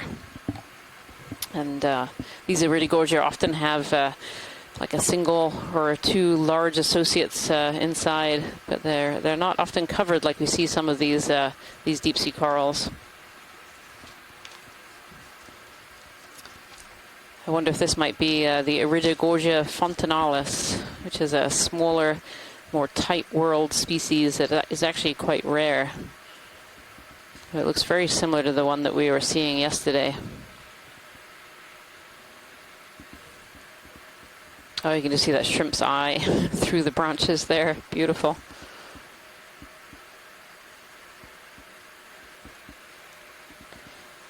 Jason Chater, one of our co-lead geologists for this expedition, was naming these Iridogorgia as the fireworks corals, because they kind of look like fireworks. And they actually don't have a common name, as we learned. But they have this beautiful spiral-like skeleton that when the tissue is off of it, when they've died, they have kind of an iridescence, which gives them the name Iridogorgia. Just beautiful. Yeah, Scott France, this could be either the fontanalis or maybe a splendens. There's a few different species of these Iridogorgia in this region. Beautiful. Thank you so much, pilots.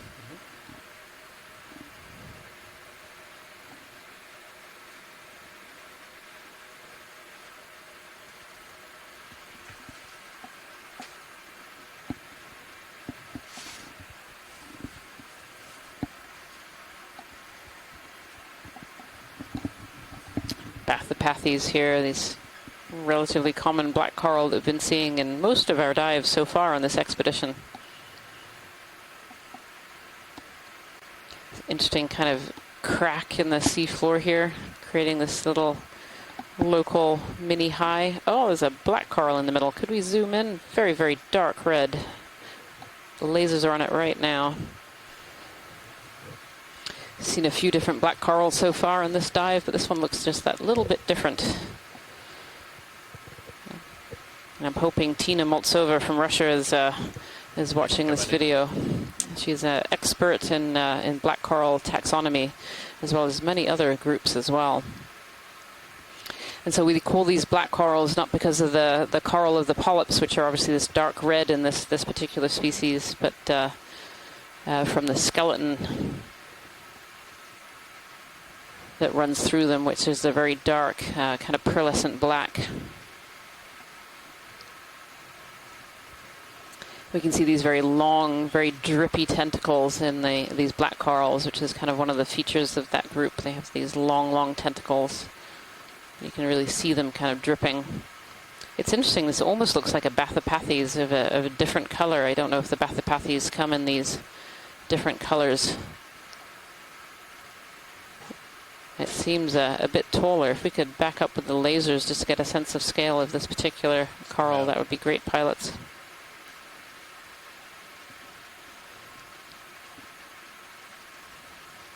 So those laser scales are 10 centimeters apart. They help us to tell the sizes of corals on the seafloor.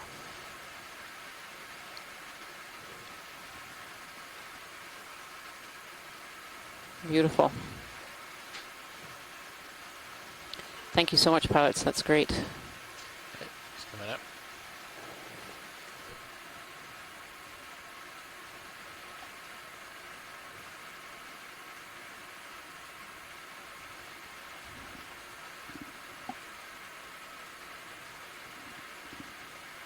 Hey, Tina Moltzover is just confirming that the Bathypathes do actually come in different colors, and so maybe this was potentially a different species of Bathypathes. We've been seeing this bright orange form of it throughout most of our dives, and that's honestly the first really dark red one that I've seen on this expedition.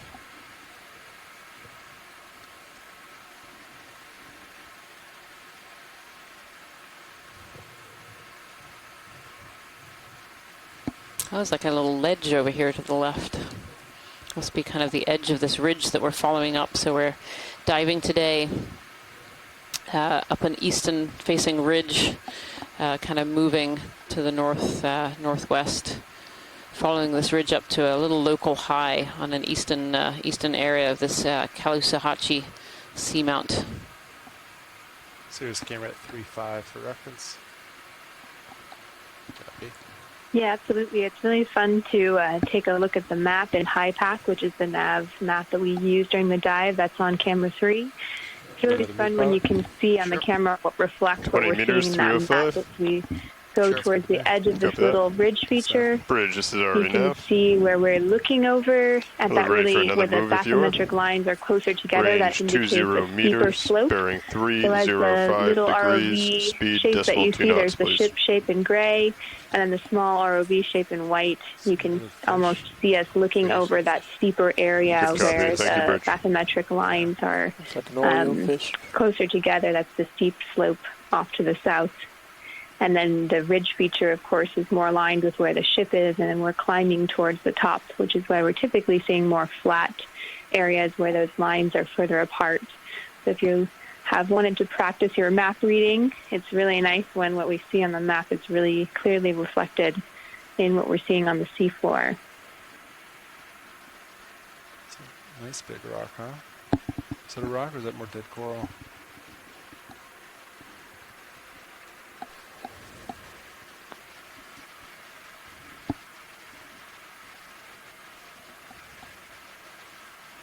Do a quick zoom. And as we steer away from that steeper slope and back towards the main path of the ridge, we can see this consolidated carbonate material below, and here's a chunk of rock sitting on top of the pavement. It's a bit blacker, indicating that the ferromanganese crust is a bit thicker, which means it's been here for quite a while, but likely dropped here from another location from glacial activities, likely during the last glacial period, and providing excellent habitat as a little high up out of the pavement below for the filter feeders and other things to sit on. Yeah, on that drop zone too, we saw a fair amount of life. Some of these sea squirts, these tunicates, a Henricea sea star, and a few other species of brittle stars and crinoids as well. There's another Oreo fish.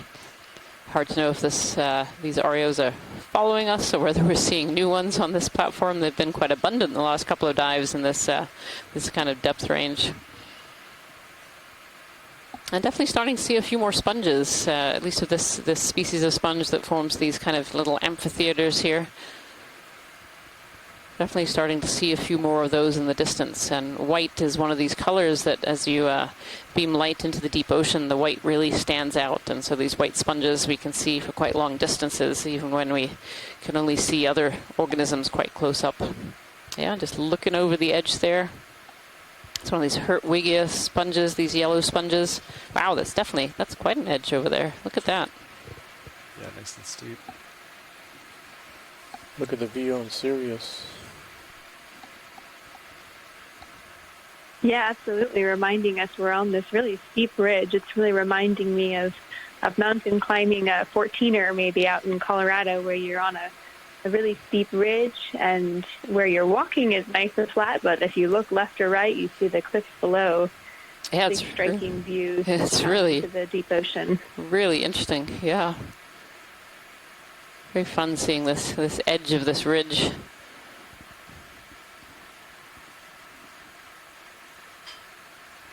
Some Bathypathes, some Parentopathes, and then more of these tall whip corals. Some Okeanos. I can see a little purple starfish over to the right too. A little sea star.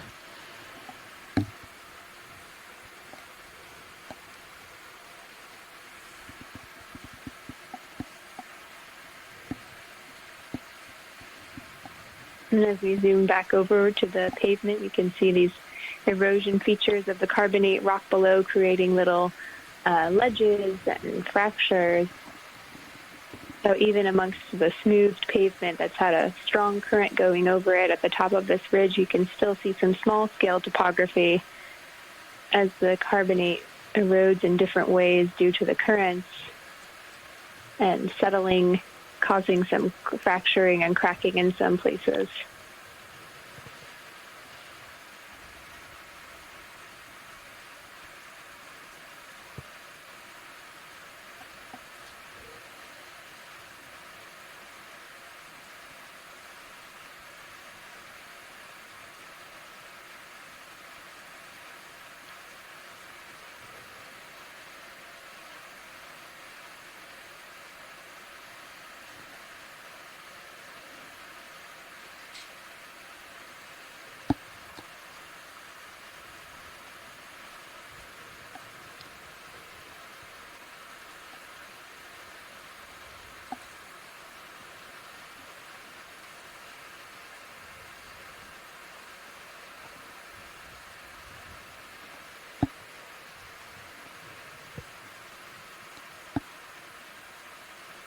Now, if we could zoom in on the sponge slightly on the right-hand side, you can see kind of the white amphitheater with something in front of it. I don't know if that's a sponge skeleton or a coral skeleton that it's grown amongst. Can you do a zoom from here, rolling down? I have enough tether to get out there. Oh, interesting. Yeah, this is a finger sponge. It's actually an unknown species. We collected a little of this on a previous dive so it can go and be identified by taxonomists.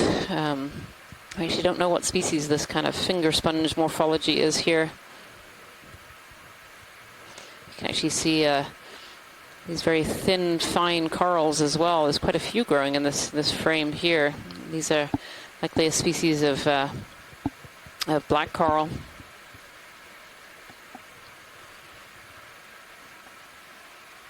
Beautiful. Thank you so much, Pilot. Coming up.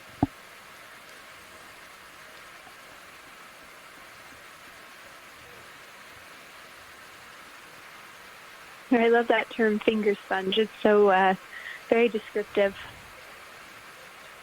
Yes, yeah.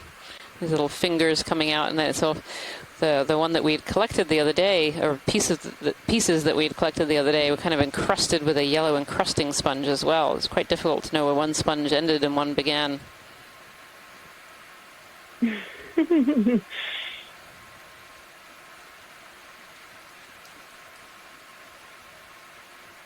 A nice long linear crack feature here. We mentioned earlier that sometimes these little ridges can form that when they Good used to copy, be a Bridge. crack, Thank you. that still Pilots move complete. consolidated over time and due to extra flow through it. And then once additional erosion happened, that part actually was more cemented and resistant to erosion, and then went from being a filled fracture to being a little topographic high on Sorry, this Pilot, I smaller got the scale. phone just got turned on in my ear. So this is another species of black coral. I think it has a brittle star hanging out in the top here. Or is it, no, I think it's probably the squat lobsters, I think. Some barnacles there as well. So these black corals get their name from that very dark black skeleton. You can actually see it really nicely underneath these barnacles. And there are some other organisms growing on there as well, potentially some stolons.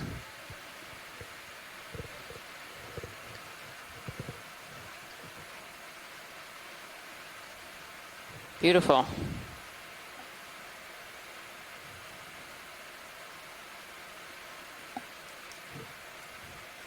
The parantipathes. Let's get a good These full are screen. very dark red-colored polyps, and that's from Tina Maltsova. Thank you, Tina. Laser's clear. Thank you, Pilot. Okay, it's coming up.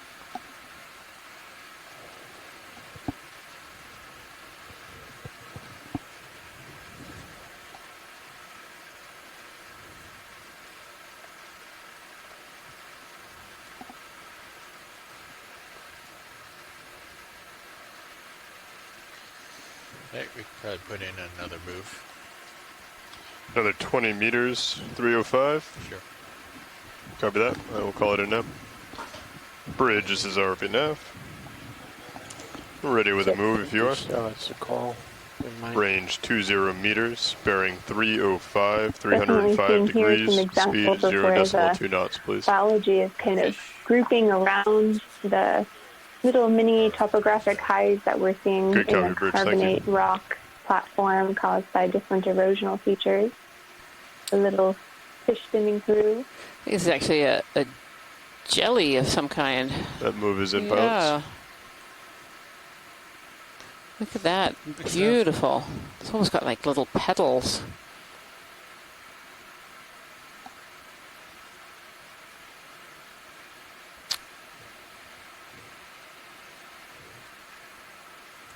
I think this is a true jellyfish, a scyphozoan. Yeah, it has almost like these overlapping petals on the top here. Oh, that was a great shot. Tina Maltso, this is a Coronada jellyfish. Scott France maybe thinks a paraphilia. It's absolutely stunning. Oh, bumped into some coral there.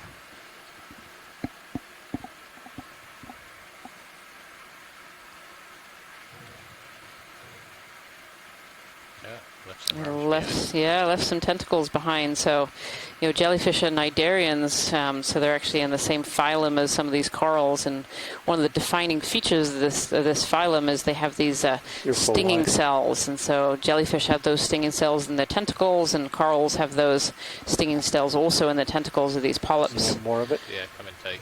And so you wonder if some of the tentacles there got stuck on some of the nematocysts. Coming out, these stinging cells coming out of this coral and also coming out of the jelly here. Beautiful.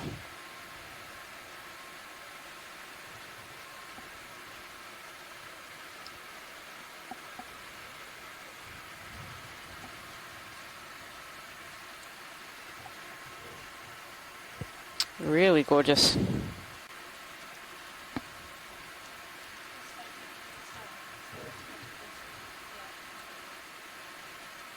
See if we can see it swim away.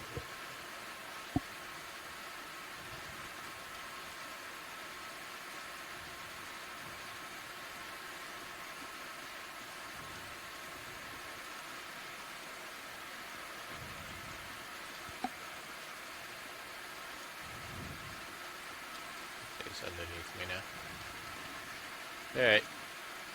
Think I'm out of tether. Serious camera Really at 4 or fun 5 watching degrees it reference. swim over this carbonate platform. Thanks, pilot. Perhaps going to try and hide in a little hole somewhere.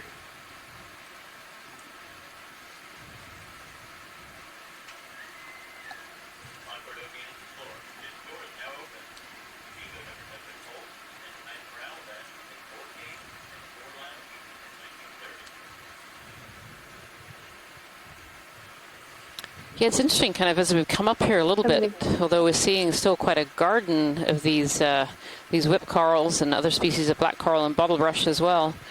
We are starting to see some more of these larger sponges. It's maybe a slightly different environment, a slightly different food up here, though we haven't come up much in depth. We're at now 1,219 meters, and we started at 1,258 meters. So we've come up about 40 meters or so.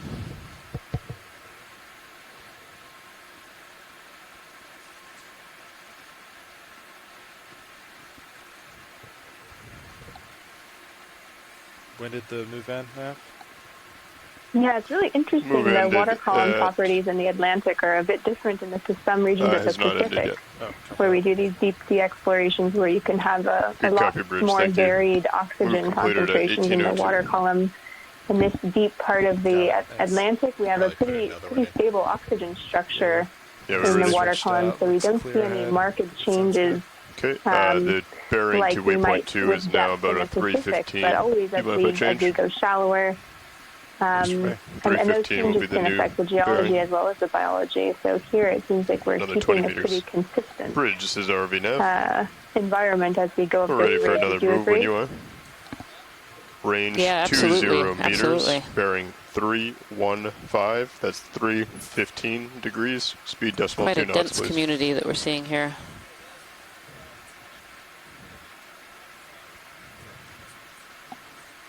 Oh, can we zoom Decimal in 2 on this knots, purple yes. coral Good, copy. down below here?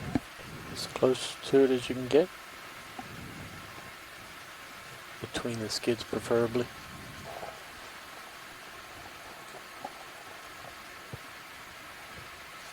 Pilots, that move is underway. Thank you, Nav.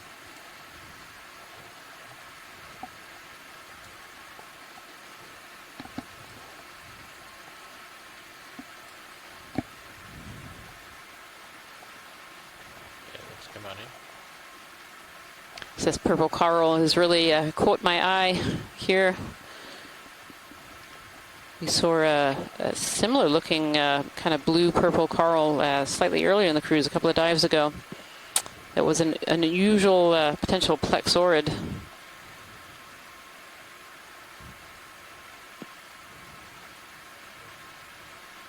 Hi, Ian. It's Scott France. Hey, Scott, how are you? I'm doing well, thank you. So I agree. I've missed the last few dives, so I'm not sure what you saw, but we saw something like this back in 2005. We got a sample of one of them, and for a long time we weren't able to put it into a family. It was so unusual, and we still don't know what species it is or what genus it is. It hasn't been fully worked up, but really interesting to see it again. Yeah, really beautiful. Come out a little bit. Get him going around.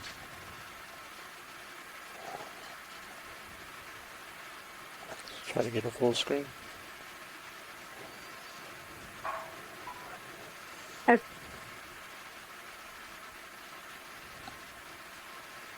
You want to try to pirouette a little bit? A question from Steve Oskovich in the chat if this has been collected in this region before. So I don't want to crush corals. Yeah, Kira, I have to quickly check my database. It's definitely been collected, at least from the one good screenshot. eastern New England seamounts, if it wasn't from Caloosahatchee. But I think it was actually from Caloosahatchee, so very, very close to where we are. But I'll check that out right now. Awesome. Thanks so much, and thanks for joining us, Scott, while Rand takes a quick break. Looking out over the ridge of this Verrill Peak, which is at the eastern end of Caloosahatchee Seamount. We're at a depth of about almost 1,200 meters as we climb a small little ridge at the top of the Verrill Peak. We've been exploring, and the geology is showing a lot of carbonate cap here that's been smoothed along the ridge. We saw some coral rubble down below, but now we're seeing this really nice carbonate platform and lots of a whip coral garden, which we've decided there's enough of them here to call it a garden. And now we're actually coming into a region that has more of the sediment ripples that we've seen with some coarse-grained carbonate material and the ancient coral rubble that's been dead and lying there long enough to get a thin ferromanganese patina of iron and manganese oxides precipitating on the surface over thousands of years.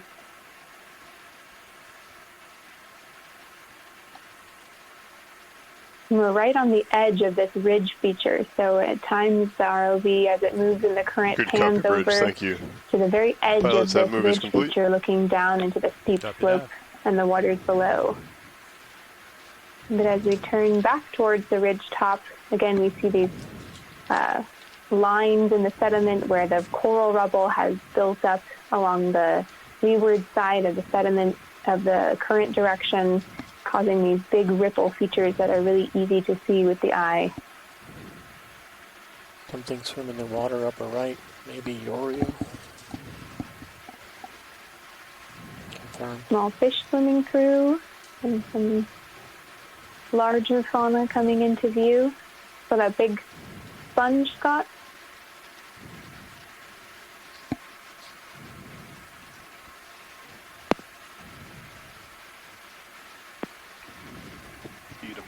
sponge. Come in on the sponge. You take on such interesting growth patterns that are a reflection both of their genetics, but also the local flow patterns and what it is they're growing on. This one looks like different clusters of cauliflower sort of glued together. See the nice matrix, transparent matrix of the silica fibers, the glass fibers that make up much of the skeleton, much of the framework of the skeleton, with the live cells that secrete those glass fibers embedded within them. The cells may die around them after they produce that skeleton. Yeah, it's coming out.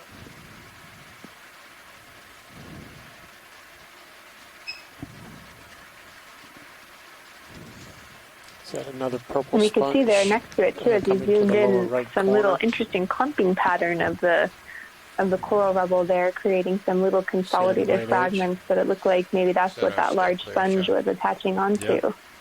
Looking, Yesterday in the dive, we were able to set down the ROV and jumps out. try moving around some of this Another coral 20 rubble. meters. We've seen it on both dives at Yakutat and also at McGregor Settlers. within the last Another 3 20 dives. meters. Sure. And 315. although it looks like it might be like rocks, it's actually pretty This is loosely RV now. consolidated and can be moved easily by the I'd like arm another of the move if you're ready. ROV, indicating Range that in 20 steeper regions meters, it's not very bearing good as a 315 substrate for a lot of the degrees, larger speed decimal fauna, 2 knots, please. which is why we didn't see a lot of dense. It's a guess as to why we didn't see dense communities yesterday. But along the flat Good copy, top of thank this you. ridge feature, we can see Pilots, it that move is clumping up underway. and creating enough of Sea-star a here. immobile substrate that some more large fauna have been inhabiting this region. Zooming in on the sea star, I'm sure Chris Maul will be excited to see that.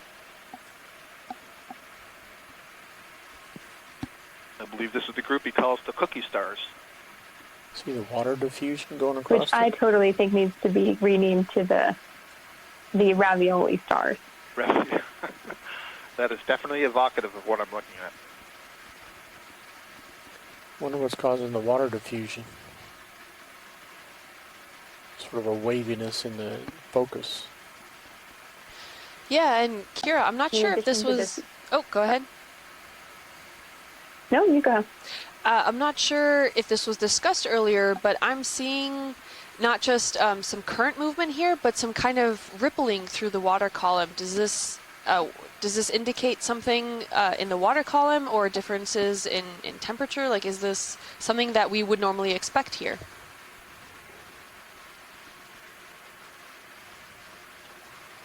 Yeah, I think the current regime generally in this portion of the corner ice seamounts is strong, and then as we get towards the top of these bathymetric features, we can definitely have increased current speeds. We've seen lots of whip corals here that are resistant to that high winds, as well as some amazing sediment ripple features where we have winnowing of the sediments causing these bands of the larger pieces of coral rubble with the coarse-grained, wider carbonate materials building up behind it.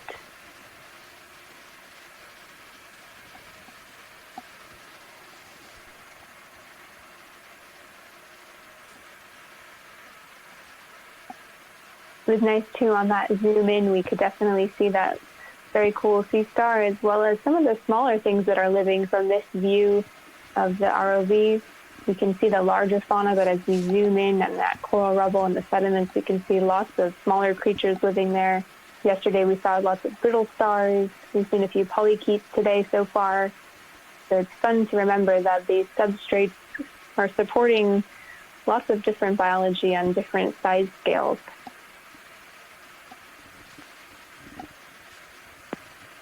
I'm not sure if anybody talked about this in the last couple of days, but Rian was identifying or describing or naming these sort of pinkish orange colonies that we see in the front here as like bottle brush corals. That's a type of Okeanos, and they can put roots down in the sediment, but not a whole lot of corals do that. And so I'm interpreting that there's a very, very light sediment here, and these are actually all attached to a hard bottom.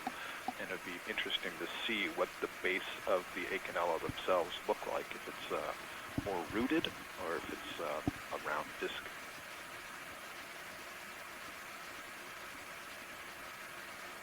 That's really interesting, Scott. Thanks for that insight, because we picked up one at a Yakutat shallow dive 2 days ago. I believe that was dive 9. We were able to sample a bit of carbonate pavement from a fractured area, and when the ROV pulled out an impressive sample, it was about maybe 20 centimeters thick. Yeah, sorry, let me look at my ruler here. That seems a little, maybe more, maybe Copy 20 that, Bruce. centimeters Thank you. thick, and it was actually composed Pilots, of that last move is complete. loosely, poorly consolidated, large grains of carbonate material.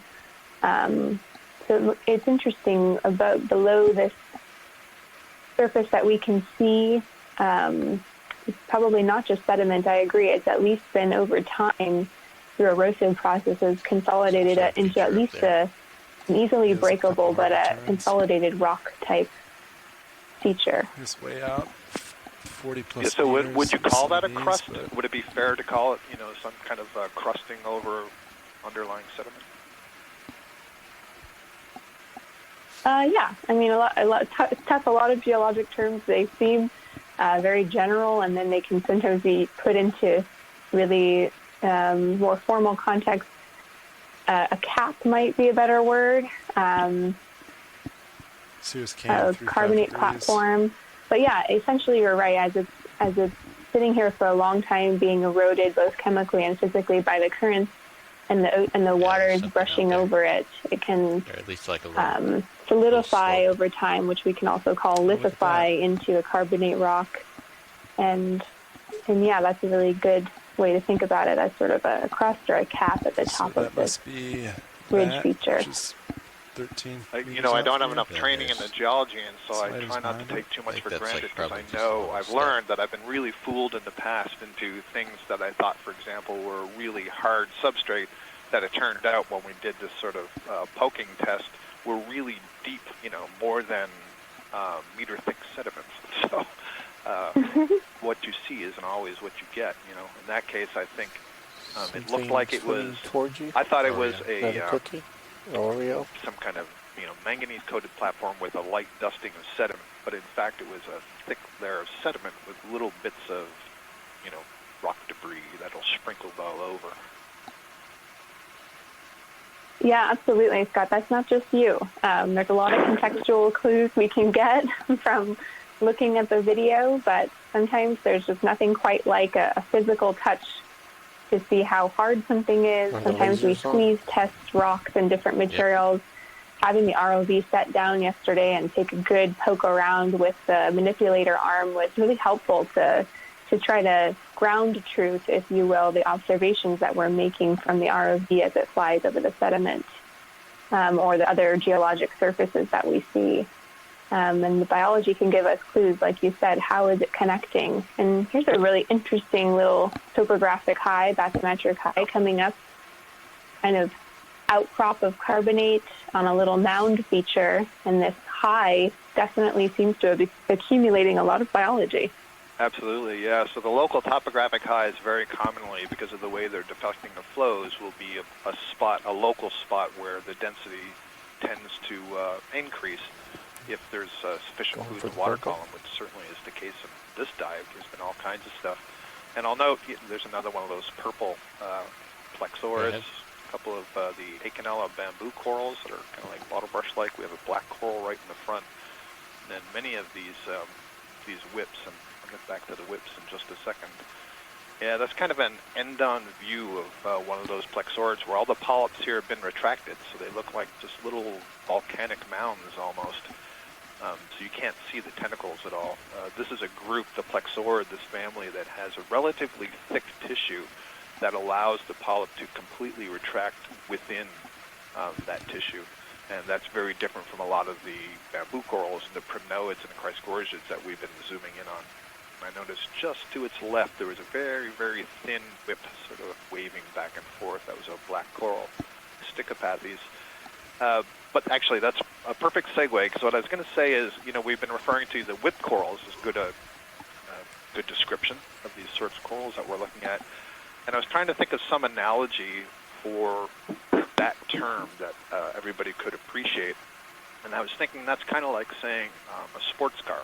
And we know that there are lots and lots of different kinds of sports cars that are made by different manufacturers. Same with the whip corals. The ones that we're looking at here in the family it was at like 240. earlier in the cruise, we've been looks like looking it's at kind of ones hitting from you the right species, there. species from the Yeah, family. it's possible. I see today the bamboo corals. There are black coral whips. We just saw one a little bit there before, and they're in a completely different group. The black corals are the different subclass The from whips the are kind of occorals. So facing taxonomically very different way, urgent. too. We have sea pens that grow as whip, and so on and so forth. So the point is that earlier Looks like we you may asked be about approaching a why hard this target. Would you like a morphology, why 10-meter this move in that morphology? same direction Well, I to can't get you a give little bit good closer? answer for that. I can tell I you don't that think it's it's evolved many times. It's just a little independently in of, many like, different little groups. Not Little And step. so one of the interesting Slow questions that people Copy look that. at is, Yeah, Pat. Yeah, you is can that do branching 20 form meters. evolving? 20 meters, excuse me, is that 315. whip form evolving heading? from a branched Sure. ancestor, or Okay, do the I'll call it branched Bridge, this form is RV Nav. descend from a whip-like form? Ready for another move? You would expect the whip is more simple, Range but 20 meters, bearing doesn't always 315 work that way. degrees, speed 0.2 knots, please.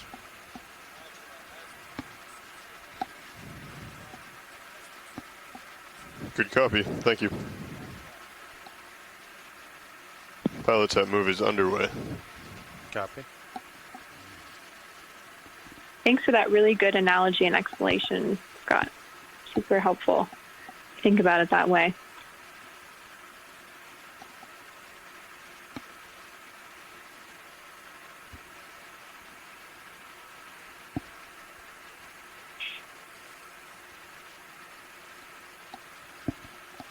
A little hard to tell here, but it seems like this could either be a little bit thicker layer of sediment, or perhaps we're still on this carbonate pavement.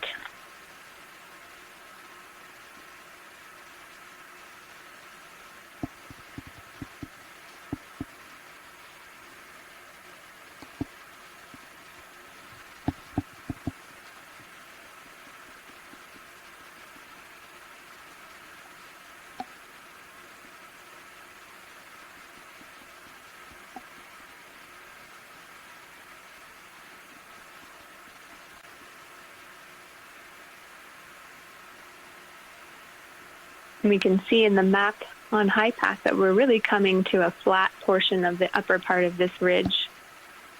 It'll be very interesting to see what's up here and if the geology changes at all, but we're guessing, you can see in the map that our little ROV is coming to a spot between two contour lines that are very spread apart, meaning that this topography is getting flatter and flatter as we go up this little ridge at the top of Verrill Peak on Caloosahatchee Seamount, which is one of the most central seamounts within the corner rise.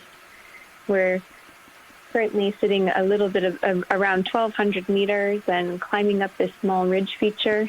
If you're just joining us for today, this is a NOAA Ocean Exploration Expedition North Atlantic Stepping Stones. Pardon me. Hard to get all the words out sometimes. We're enjoying this shallow dive today after a later start time.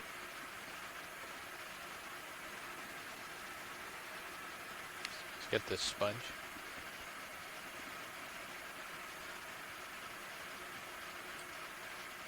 And as we begin to flatten out on this topography, we might see the sediments thicken. We'll see. And here's an interesting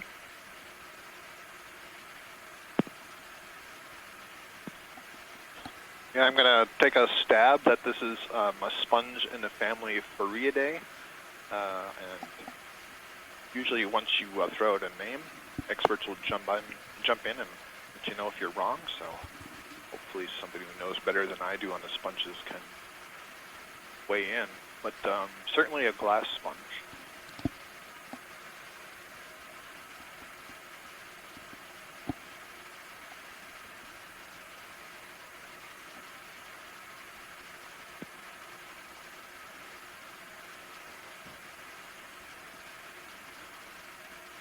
Ooh, and a nice little carbonate platform sort of jutting out of the flatter pavement down below, creating a nice little feature to check out, see who's living under the overhang.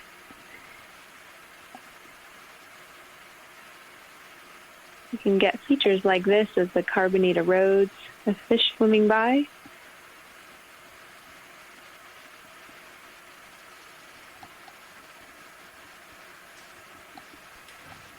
Good copy, Bridge. Thank you. Pilot, that move is complete. You can definitely see that black ferromanganese oxide coating, letting us know that this feature's been sitting here for likely hundreds of thousands of years, maybe even millions of years. The dense community on top here, loving filter feeding from a little bit higher than the sediments down below.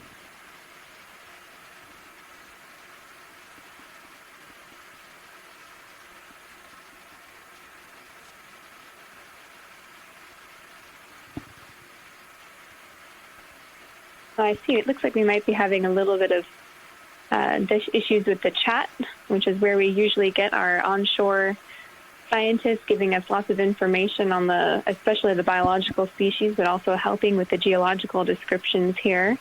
On these NOAA ocean exploration expeditions, we're really lucky to be able to stream this video to folks at home watching, as well as scientists all over the world who can join in and look for the creatures or geologic features that they're particularly interested in. And as the lead scientists, we're able to tell you a lot about what we're seeing with the help of these many scientists from shore. And earlier today, we had about 20 different scientists joining us, helping to narrate another 20 and meters, ID 315. the species and geologic features that we see. Bridge, this is and that RV chat nav. function is down here, so we'll just continue exploring on. Move if you're ready. Got a few images of that. Range 20 and meters, the scientists will be able to go back and look at those degrees. later Speed to give any species IDs that they need from that area.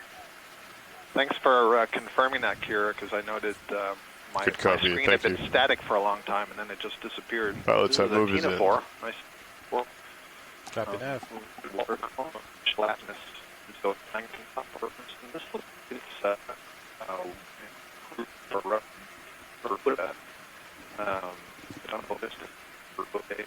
multiple things, but it's an interesting one. It doesn't have long-term control that you see a lot of other games.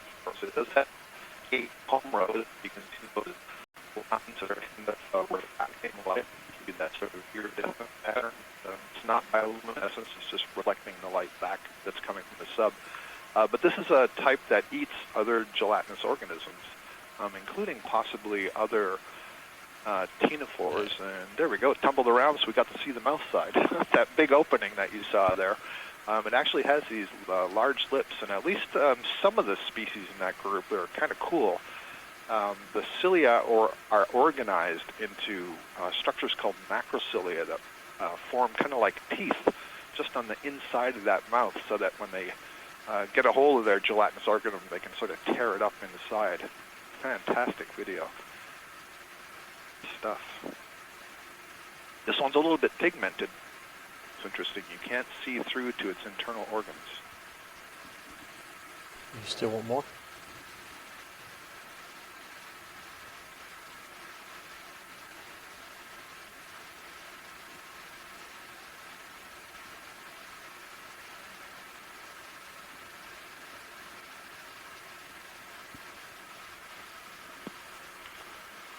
The beading that you're seeing there, those are cilia, so small extensions of hair-like cells, and there's a very characteristic pattern that they beat with. It's controlled by a sense organ at the end of the animal opposite the mouth, and they work together. This is one of the largest organisms. Actually, I think it's the largest organism that still uses cilia as its primary mode of locomotion instead of muscular action, fins, and so on.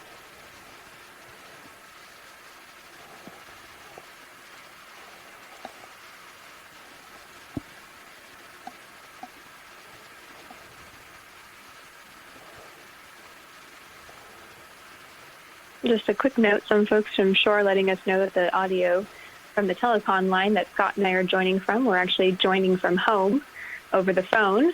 Due to COVID protocols, we are both assisting this cruise from the comfort of our own homes, which is a great shout out to the telecom abilities of these ships, allowing us to participate. So if your audio was cutting out for a while there, we apologize. We've been doing our best to annotate what we're seeing here. We've also lost some access to our international community of scientists in the chat room. But if you can still hear us from the telecom line, we are seeing here a little rise of carbonate feature that's been partially eroded away, creating a ledge feature and a little platform. You can see the eroded sediment below, as well as really the community is loving this little higher up platform above the sediment and the pavement below. Yeah, this is a really fascinating feature. It's really beautiful up on top with all those corals and these big Hertwiggia sponges, and then kind of this ledge as well. Really nice.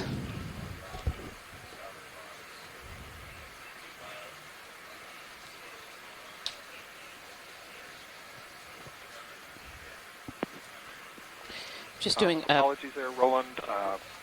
We couldn't hear you with Rian's commentary. I'm sorry. There's also a pilot change going on right now, so.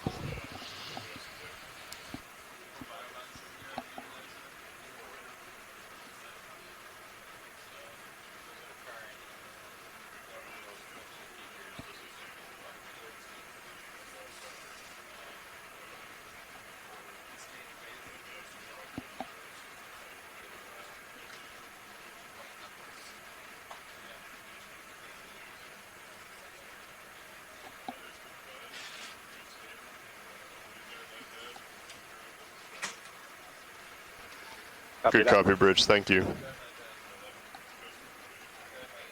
Hey, pilot. Great. Thank you so much for the 20 update. meter move just ended, so I'll probably end Just up without somewhere there. Rian on the ship, we wanted Be to advised, annotate, Suez and for camera, Kim or 50 Casey, we just degrees. wanted to let folks know we were Copy still that. here and trying to tell them about what we're seeing. Thank you. No problem. I think the audio dropped out there again. Some technical issues with the audio and the internet system. But hopefully you're all still seeing the beautiful beautiful coral garden that we're looking at here. These bright orange, these are enormous Hertwiggia sponges as well. These bright yellow pillars.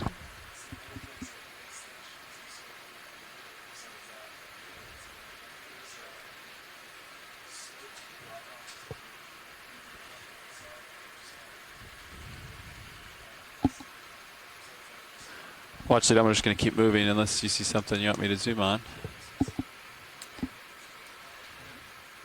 This is watch lead. No, that's this is good.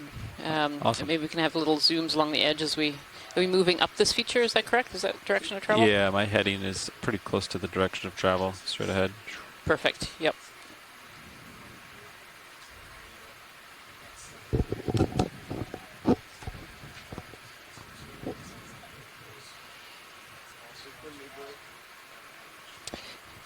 It would be great to have some lasers on these giant barrel sponges that are kind of ahead of us to the right here.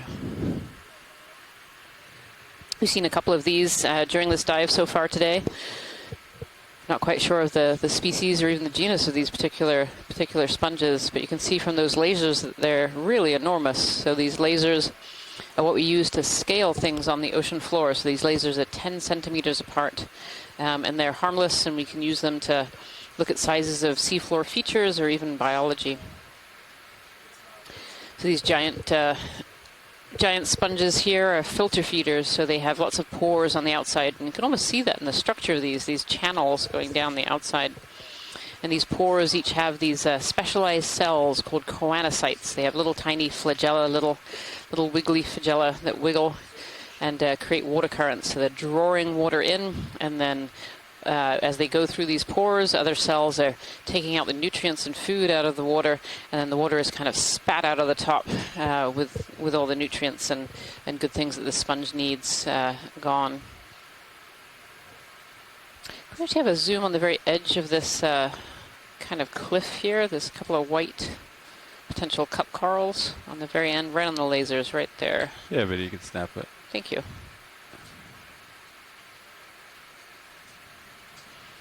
Not cup corals. This looks like serpulid worms. Kind of see this curly whirly worm tube And a brittle star there. Okay, video can come out. Keep You can see little crinoids, lots of smaller fauna, and we've talked about this before a little bit. So that our last you know, ship though, move ended with these cameras, we really focus on the megafauna, the larger animals. So these big whip corals in this case, or these bottlebrush corals, and these giant sponges. There are actually a lot of smaller organisms that live on the seafloor as well. Shallow, so That we won't necessarily stop see swinging unless at we this point. stop and kind of zoom in and Okay. take a look. And it sounds We've like seen lots everything's of pretty flat, worms and so brittle stars, lots of other organisms that are living in this just let me know. sounds good. coral rubble How long that is we've kind of that last ship seen completed throughout this now? dive, kind of on and off. 4 minutes. Copy that. These thanks. plateaus are really interesting. And the very, bearing very on that was different 315, feature. is that correct? That is correct. Than we'd seen so far in this dive. We are getting More of that pretty purple close to plexaurid here. waypoint 2. And that's a huge 30 meters. Hertwiggia yellow sponge And there. then we have waypoint 3, which is a little further up this feature. Yeah, Copy it's that. really Looks fun seeing pretty these flat from here on out. Yeah. erosional features with these little ledges of carbonate on that last one we thought was more 280 recent with a lot of degrees fresh from sediment waypoint 2. below. This one has the ferromanganese patina on all the material around it, making it look like it's been here a lot longer, allowing more of a ledge to form as the currents are sweeping underneath it. Yeah, creating this little platform. Video, you want to come in partial? Just get the ledge a little bit. See if there's anything else of interest here. That was another one of these purple plexaurids that we saw earlier Looks like during the lavender. dive. We've seen a few of them now as we've kind of got up to this more of a plateau area on our dive, a little further along our dive track. Oh, there we go. There's some cup corals at the base here. Actually a lot. 1, 2, 3, 4, 5, 6, 7. Lots of these little cup corals. Let's go tie to the one between. Now the these cup lasers. corals look much more similar to a cup coral that we call Desmophyllum dianthus. It has these really large septa, so these really large pieces of skeletons that's sticking out the end. We collected a species we weren't quite sure of earlier, but this one looks a little bit like Desmophyllum. And I can see it kind of dotted all over this little plateau here. What's really so we're seeing on the right-hand side there, Roland, you can see the tentacles. They're very light-colored, sticking out in kind of the redder body.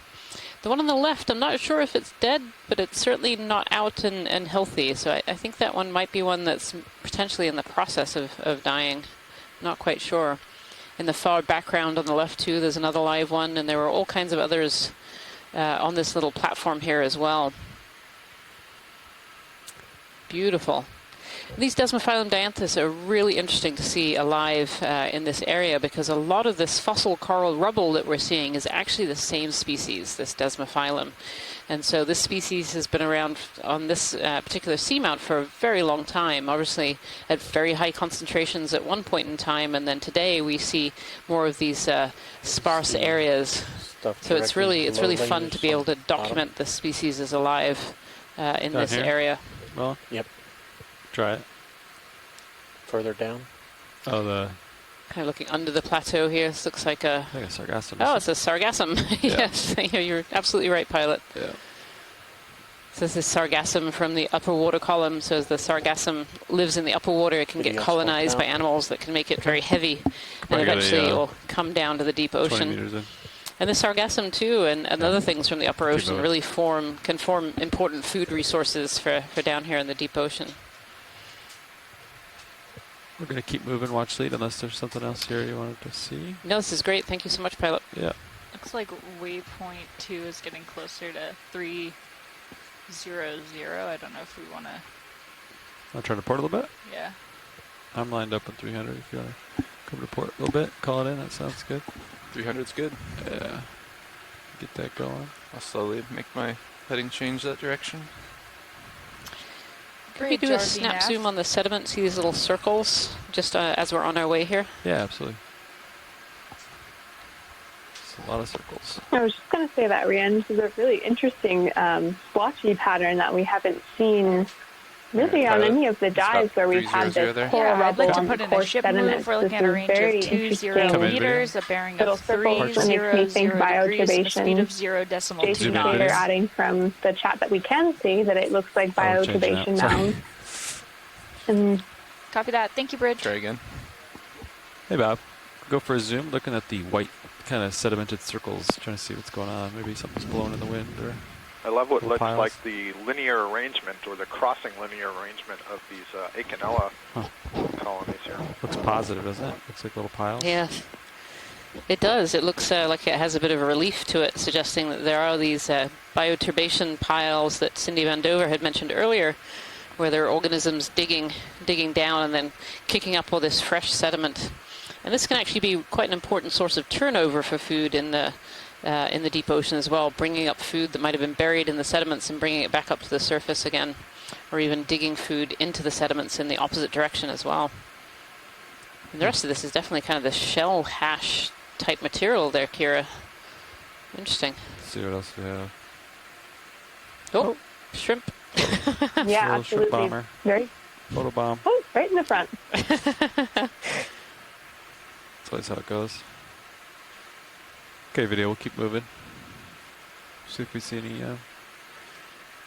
anybody making the piles.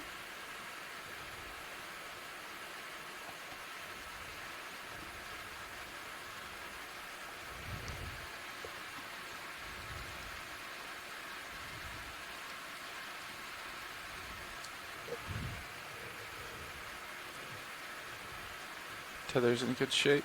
Looking down at you just above 45 degrees. For those of you who might have just joined us, we are on Dive 11 of the NOAA Ocean Exploration Expedition, North Atlantic Stepping Stones. And the stepping stone that we're visiting today is Caloosahatchee Seamount in the cornerized Seamount area, kind of in the middle of the cornerized Seamount area. We are diving today on kind of an eastern prominence, sticking out from one of the shallower peaks of this seamount in the eastern end. And we started our dive today at 1,258 meters, and we are currently at 1,207 meters. We've come up nearly 50 meters here. And here we are coming across one of these, another one of these ledges that we found ourselves in. It would be great to zoom in a little here, pilot. Yeah, I'm good. Approaching. Thank you. Getting a little stretched out. You got a little room now. Yeah, I won't go much further than this. It's an interesting white sponge video. I want to frame up these two large colonies. Zoom in partial. Go ahead, watch lead. So fun to see these erosional features. It almost looks like a fracture that then has some variable I erosion can nudge it with my toe and underneath, see how soft it is. creating this little ledge. Yeah. It could be interesting to take a sample of the ledge to see how thick the ferromanganese crust is that's grown on it, as well as the carbonate material below. We've had a sample of the coral rubble so far on this expedition, or I'm sorry, this dive of the expedition. No other geologic samples. It didn't come out. Thanks. Up on the top there, we're seeing some of these black corals, these parentopathes, as well as some stauropathes and some bathopathes. There's been quite a few species of black corals during this dive, which has been nice to see.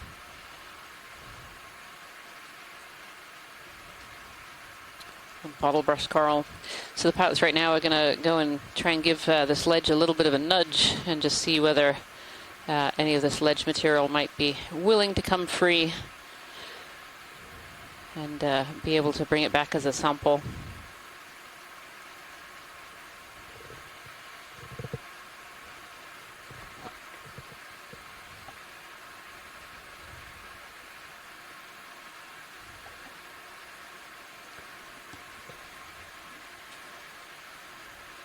I think the piece may have broke off there. Oh, see that? okay.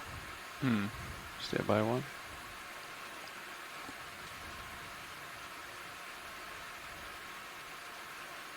Yeah, that little piece sticking out might be a good nudger. It's definitely breaking. Whether it's big enough to sample is the question. Looks like biological material coming Copy off. that. Thank you, rather Rich. than, Ship move is rock. complete.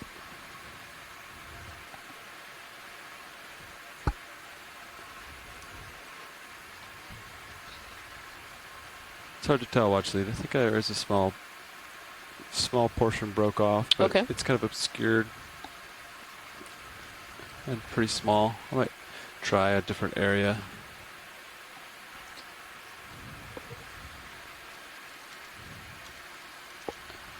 Yeah. Like a super tiny piece broke off, but not large enough to sample there. Might try somewhere else for you. Thank you, pilot. Appreciate it. Yeah.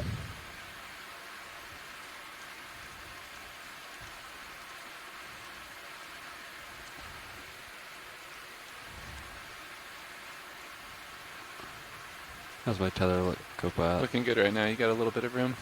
Great.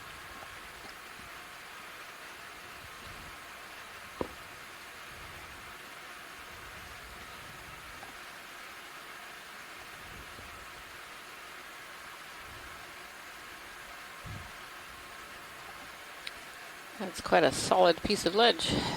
I agree. Oh, it's definitely some material has fallen down there. Yeah, it's the Kind of the crust. zoom in on the portion that I gave a little tap video if I come in. That's where I gave it a little bump, but doesn't appear to be breaking very much. See that? Oh, yeah. Just like the Kind of the very outer edges Yeah. is breaking. Kira, are you available on the line? Looking at this this edge. Yeah, I'm here. Yeah, that really black material makes it look like it's a ferromanganese mostly, likely replacing some carbonate. But yeah, this looks like a ferromanganese outcropping. So it looks like I can't really tell how difficult that was to break it off, or if it's possible to grab it with the manipulator arm. But it could be an interesting mineral sample. What about potentially using the suction to suction up those small pieces that did come off? It kind of fragmented into many pieces. See the little pile beneath it there? come out video. Yeah. If there's some that look large enough that we could do that folks who request it could do some analysis, then that could work. Okay. We'll try to get you a bigger piece, watch lead. Perfect. Thank you so much, pilot. So they're going to try and see if they can get a bigger piece off here, Kira. But it's coming off in little kind of fractured pieces. Oh, Ooh. there you go. Good Nice one. job, pilot. It's not very big. Look at the jaws next to it. We'll Yeah, see how big it is. I don't know. And I then mean, we that's, can go with the suction if we... Does that sound good, or do you want me to try somewhere else? no, Watch that it. sounds great. I mean, I Alright. think the piece you knocked off is, Okay. 5-10 centimeters there. That seems like a significant sample. Would you like me to spin up hydraulics, pilot? Sure. Copy that. Let the dust settle. Hydraulics 1184 RPM. Ready to Copy. go. Looks good to me. Cirrus is stable.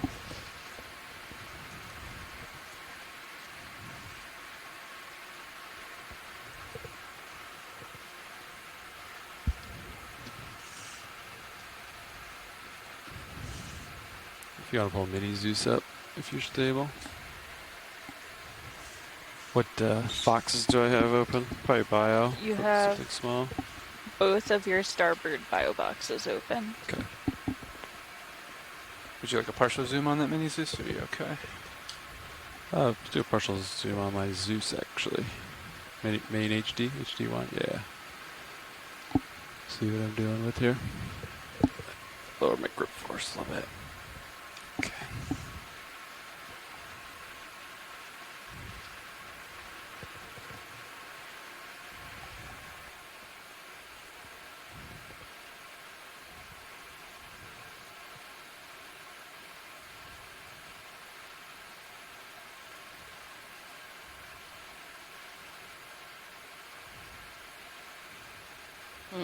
Quite fractured.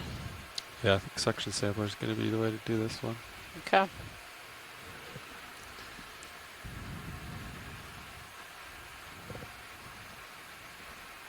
Yeah.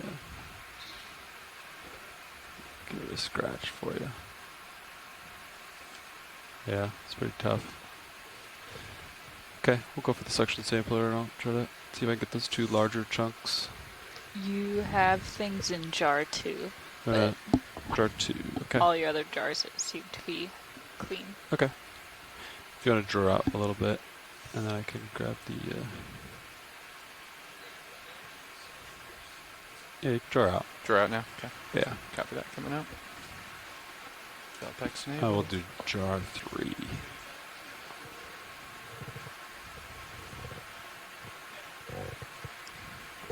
That looks good. Nice. That's playing. Copy that.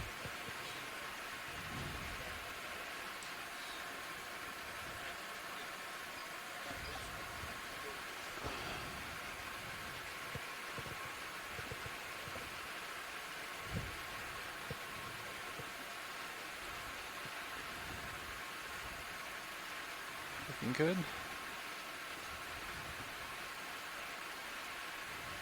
If you want to draw in, Copy that. Coming in. I'll keep the arm right here.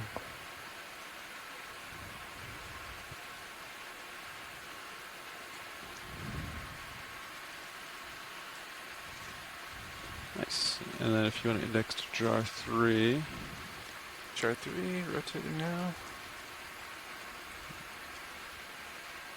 Here, you want to come in on the, zoom in on Zeus, HD1.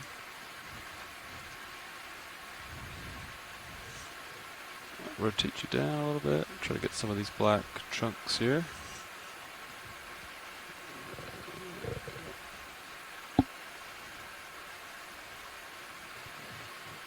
Okay, Copilot, when you're ready. Ready to enable? Yeah, let's see what we got. Sectioning now. Let me know if you'd like a little more on there. Where are you at? I'm at about 1,000. Hold that. Copy. Definitely got a little piece in the hose there. Yeah, I'm just gonna turn my head in a little bit. Get the sample kind of centered a little better here. My camera.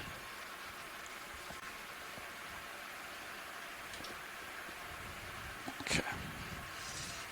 Looks like you still got the suction going. Gonna go for another piece in there. Yeah. Copy that. I'll try to get the slightly larger one here. Once you get that too, because I think there's a piece in the hose, we can try to increase suction to full. Okay. There we are, almost.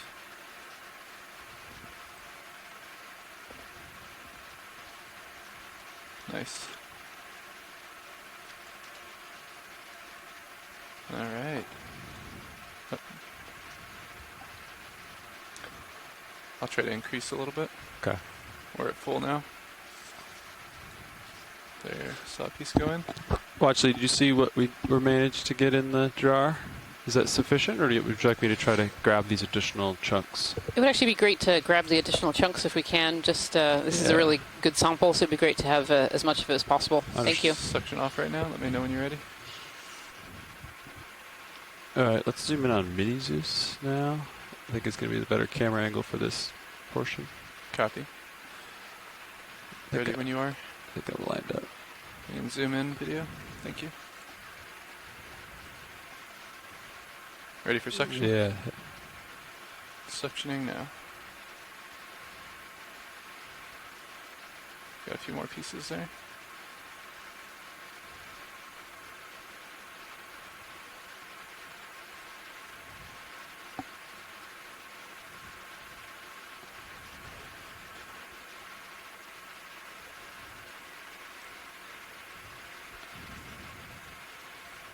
What are you at?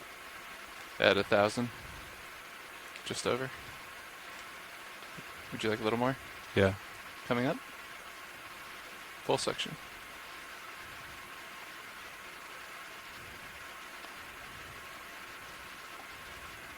Zoom out on my main Zeus as well, yeah. If it doesn't want to go in, I could always drop it off in a bio. That, or you know what I mean? Like if it's too heavy, I don't want it to clog my hose. Right. It is a rather large chunk. What section are you at right now? I'm at full. Oh, you're at max. Want me to stop it? Yeah, let's watch it. Is it okay if we kind of foul another bio box and I kind of dump this rock in, or would you like me to not sample this little guy?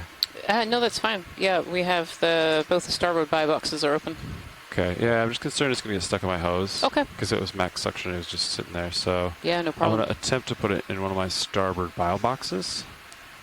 I'll adjust your camera for you. So see if I can keep it balanced in the end of the vector here. I'm going to retract, actually... Yeah, you can extend the drawer. Copy that. And then make sure the starboard bio pin's extended so I can potentially starboard pin extended. Dump it in the bio box. Drawer coming out now.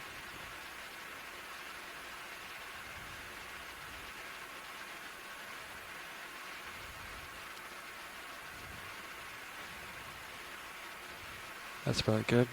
Copy. Let me know if you'd like a little more light. Okay.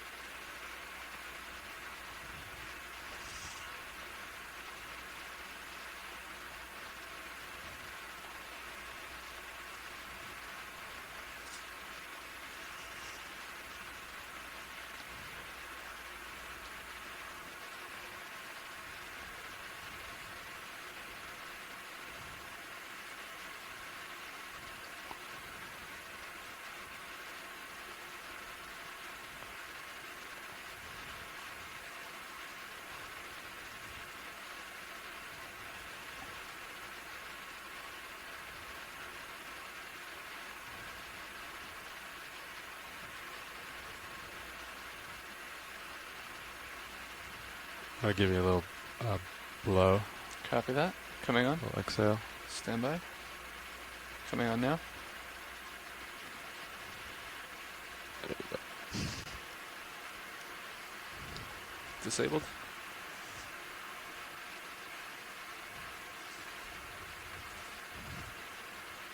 Okay. Can draw back in. Copy. Drawer coming in. Actually, I think I need to... I'll release it right here. And then you can draw in. Copy that. Nice. Coming in. And then if you wanted to clear the hose of debris, whatever is convenient, you do it later once I take off. Copy that.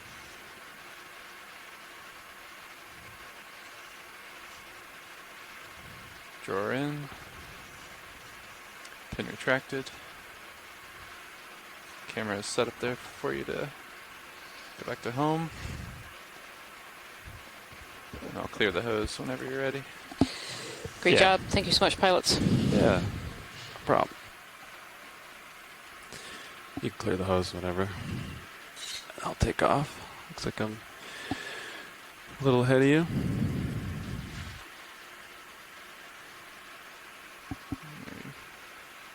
I'll make sure we don't get that sample out of there. Stand by. Alright, taking off.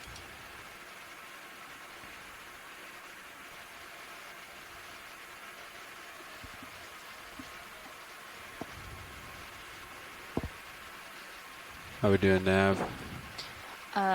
We are just about Thank you so much, pilots. That was a great geology sample of that outcropping carbonate feature that has been swept free of sediment long enough. It had that entire ledge looked to be ferromanganese crust precipitating, where it was being swept free of sediment as it reached over into that overhang feature.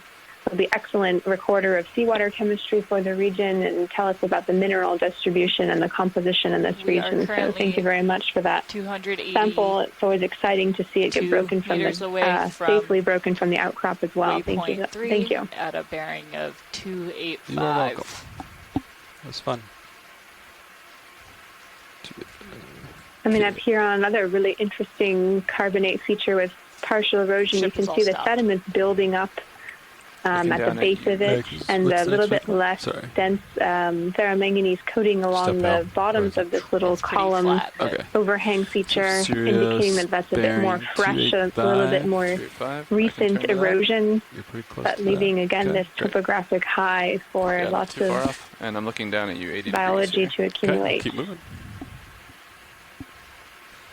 Yeah, and the biology definitely seems to prefer this little higher up ledge here. You can really see quite the stark contrast, although we see some of the same species in the sediment area. Here we have one of these Acanella and one of these Calyptophora. You know, then you look up on the ledge and it's absolutely covered. So they definitely prefer either this hard bottom habitat for the larvae to really settle and grow, or this is just a better area for food resources. Maybe it increases that water flow. Maybe it just keeps that sediment off a bit more, but you can see quite a few different species here of both black corals, we have bamboo, and we have octocorals, and of course these really large, bright yellow Hertwiggia sponges. And these sponges too can form really important ecosystems. And actually, I don't know if we can zoom in the middle of this big giant sponge here. You could snap it video. Yeah. Rian, hi, can you hear me? Yes, I can hear you, Scott. Hi. After the sponge, if you haven't gone too far, just to the lower right, there was a orangish coral. Maybe you've seen it before, but if you haven't, can we have a quick look? Okay, absolutely. Yeah, so in the middle of this sponge here, we have, I can see anemones and squat lobsters, a couple of different kinds of squat lobsters, it looks like, all kinds of organisms that are living inside this sponge.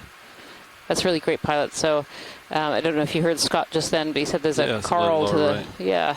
Video, you want to zoom out and then watch it if you want to drive me to it. I didn't have a description of it. I hope I'm picking the right one. This kind of the Storopathes. Yeah. The golder, this one. That's it. Oh, you think that's Storopathes? Okay. There you go. You got it. Be sure yep. One of the Paramaricia that's out here. No, I think this is one of the Storopathes that we've been seeing. I can get you a closer look. Yep, I agree. Thank you. Do you need a Thank you, Scott. Do you need a closer look? Watch it. I can land and get. I think we're okay. No, I think we should keep on. Okay, sounds great. Perfect. We'll keep on. But always good to see these smaller colonies too, of something just a little bit different. We've seen a couple of these Storopathes, but get back to the dive track. It's always worth checking. Copy that. I can see your tether, but need a little bit more light on it if we could. So one of the goals of these exploration dives is really just having this good first look at what is there. So we're trying to document the species that are along these dive tracks, what species may have been seen here before, which ones haven't, which ones could potentially be new species. And so doing those quick zoom-ins and confirming those species is really important to our mission of exploration. Bringing sonar up here. Look how well the blue view picks up the... We're going to apologize to the scientists that are usually in the chat room. I'm afraid that is still down at this time. So a little bit better view on there. Tether's good. Looking down 60 degrees. Go ahead, get another move in. 20 meters. 20 meters, 285. Copy. We seem to be on more of a sediment plane now. These whip corals seem to have really disappeared. We're seeing more of these potentially we're looking at a bioturbated with a range of little mounds of sediment, these kind of little blotches that you can see in amongst the coral rubble. 2 knots.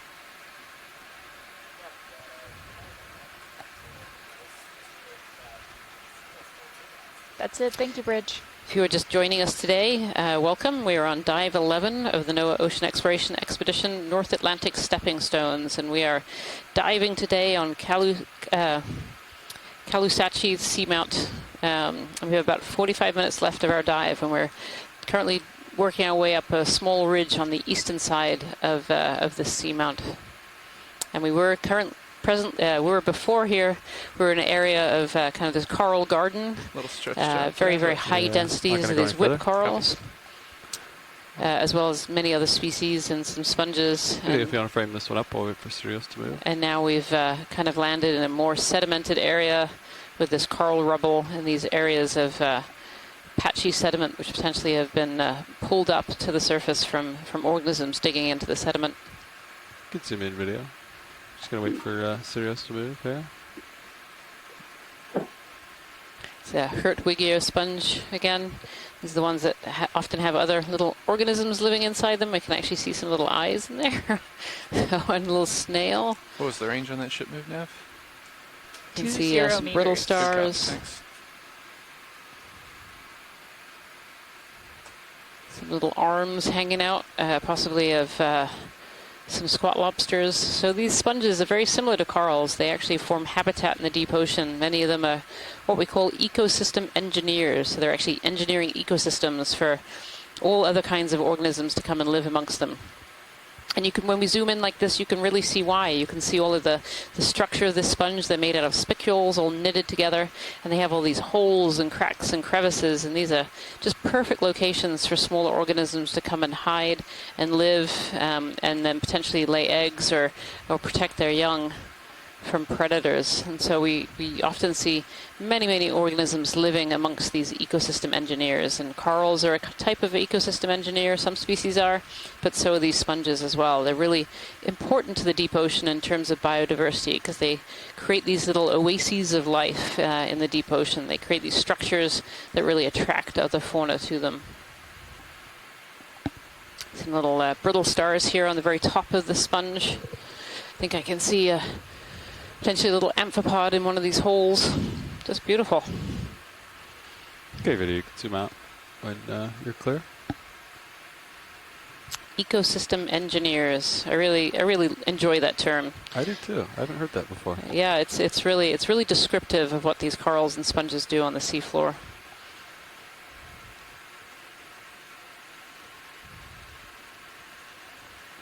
Is that a fish video? Yeah, a little fish, possibly a little myctophid.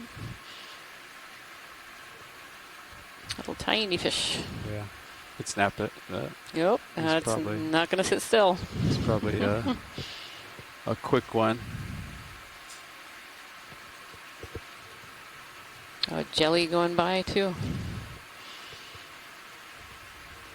That is the direction of movement. My current heading. Sonar's pretty clear. Ship's underway. I know you're not an infauna expert, Bjorn. We've lost the chat with all of our worldwide experts, but just curious if you know for these little bioturbation mounds that we're seeing, that's the kind of circular patches you're seeing throughout the coral rubble here. Do you know anything about the size of the organisms in the sediment that would be making mounds this size? I mean, I'm thinking, an ant in the dirt, even though it's quite a small organism, if you get a few of them together, they can create those ant mounds that you see. Or if you have any idea of the size of the creatures that are making these little mounds that seem to be maybe 10 or 20 centimeters wide. Yeah, absolutely. So obviously we don't know exactly what these species are that are creating these little mini mounds, but there was some chatter in the chat room while we still have that going that these are potentially little amphipods, little crustaceans, and those, can be no more than an inch sometimes and can create these very large piles. They're creating a burrow from themselves, but they're also creating kind of a feeding area too around that burrow. So they're coming out and walking around that area. Some of these mounds may also be produced by small worms as well, some of these polychaetes. Some of those actually dig into the sediment and create similar looking little mounds.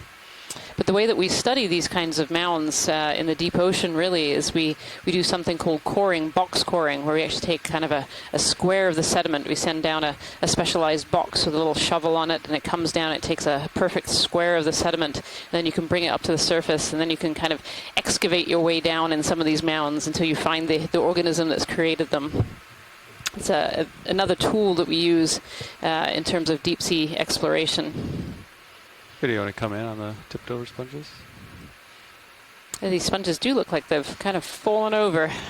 They got a bit big and got blown over by the current going by. You can see the current moving. Huh.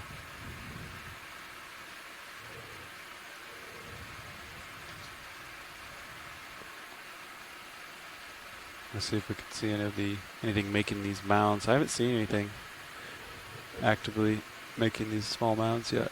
No, it would be a real gem of a find if you could figure out the animals making these mounds if they happen to be sitting on top at the time.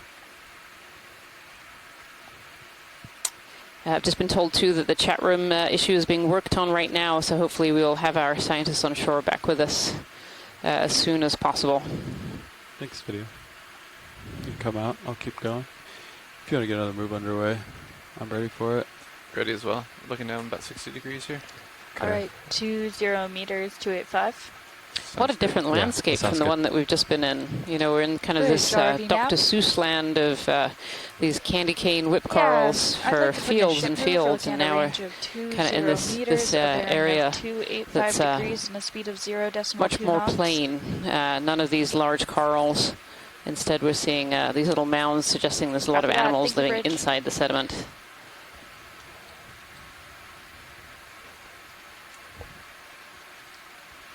Ship move is underway. Copy that.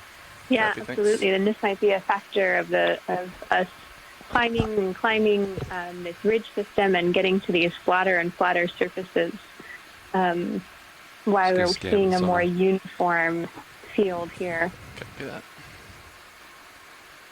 So angle and okay. If any of our scientists on shore who are listening in, apparently the chat room is back up and running if you want to log back in and help us with kind of the last 35, 40 minutes of this dive here.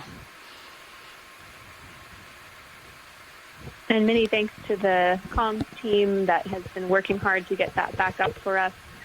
They are always here supporting the dive, helping us get as much expertise as we can to describe the seafloor for all of our viewers worldwide. So thanks to them for that. Go ahead, watch lead. Yes, excellent time. Yeah, talking of our team, we actually have a very large team here on the Okeanos Explorer as well as those on shore, and I'd like to take a moment to introduce the front row, the pilots of our ROV system and the video team that are here. So, pilot, would you like to take it away? Absolutely, yeah. Sitting in the front row, operating the ROVs, I'm Levi Unima, sitting pilot, and to my left, sitting navigator. Anya Jensen. And to my right, sitting co-pilot. John Mefford. And way over to the right. Over in the corner, Bob Nutt on video. And in the back row on video clipping, I'm Emily Narrow. And we're all with the Global Foundation for Ocean Exploration. Thank you for joining us today. Thank you, Levi. That was great. I was actually wondering whether you might tell us a little bit about some of the controls that are in front of you and how you operate and fly this this really, to my mind, complicated ROV system. Yeah, we have quite a few systems going on, all poised right in front of the pilot and co-pilot. But the primary control is 2 joy boxes. So a bit like a computer game joystick. Yes, yep. Interesting. Yep. 2 computers, one for Sirius and one for D2. So that brings in a question: were you a gamer as a high schooler? Yes, I was a little bit. Just a little bit. Video, you want to come in on this? Oh, beautiful! I think there's a Tina-4 going by. Oh yeah, beautiful, beautiful. So this is a Tina-4, and one of the features of these Tina-4s are these comb rows, and just at the very bottom of this one you can see that little shimmer in the water. You can see them going by. And the dark red in the middle here wonders if this is another bloody-bellied Tina-4 that we saw a bright yellow one of a few days ago.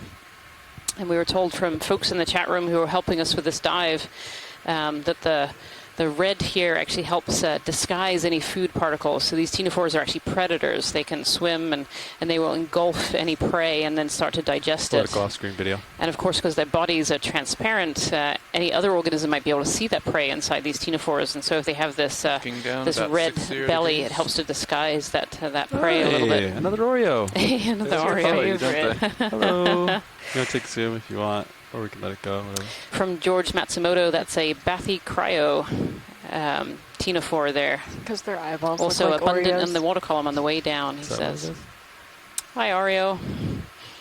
He is. Oh, it's a beautiful shot there. You can really see the texture of this fish. We'll let it go. You can come out. He's above me at this time. You can see him lingering outside your light pool there. Yep. Okay. I'll get going. Co-pilot? Yeah, copy that. You're in a good position to push out. Okay. Back to the dive track. Still holding a heading of roughly 285.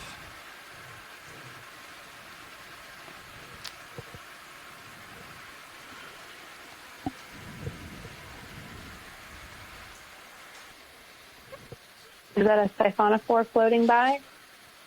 Yep, a little siphonophore just went by on the water column too. Kind of just caught off the side of the camera there. Thank you,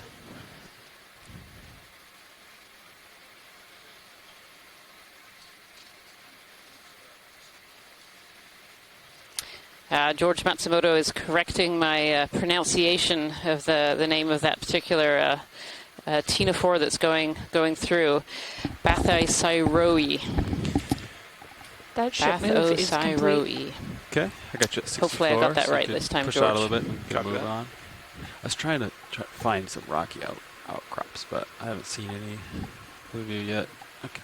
It's one of the many skills of a biologist is getting those Latin names. Yes. Luckily, I always feel lucky that geology has a lot more simple and descriptive depending on your heading.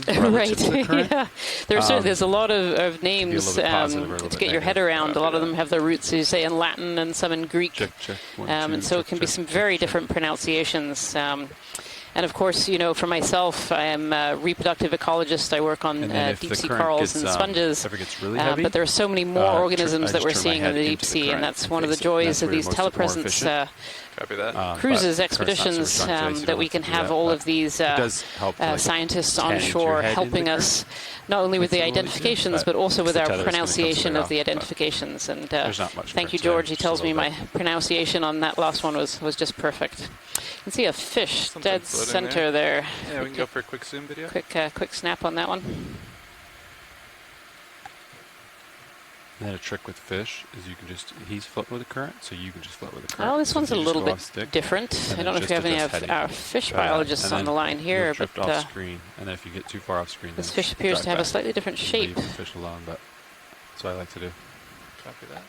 But you can try. It's moving pretty good. Yeah. Yeah, it looks to almost have kind of a snout instead of a pointed or rounded face like we've seen. So weird. Yeah, it's interesting. You know, its head there kind of reminds me almost of a little seahorse. So you have a reference it's got of how kind of that fast you're snout moving with the current. Exactly sticking what out I was there. thinking. Yeah. Definitely, and the body too. It's got kind of that fattened, widened middle there. Oh. Yeah, Scott France was saying what I was thinking, a swollen belly. You know, potentially this is a pregnant, we're thinking this is a halosaur from Megan Putz. It's definitely got the halosaur kind of head, which has never seen quite such a swollen middle. So that's a really nice piece of video. Thank you so much, pilots, on that one. No problem. Came up off the ground a little there.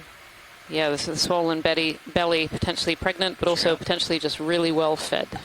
Maybe it had a really good meal just before its Quite good moving. It's a little photo call here. Oh, can we get another zoom on it if we're getting a little closer? We have Mike Vecchione has just joined us in the chat room and is saying this is not a halosaur, so a few more images would be great.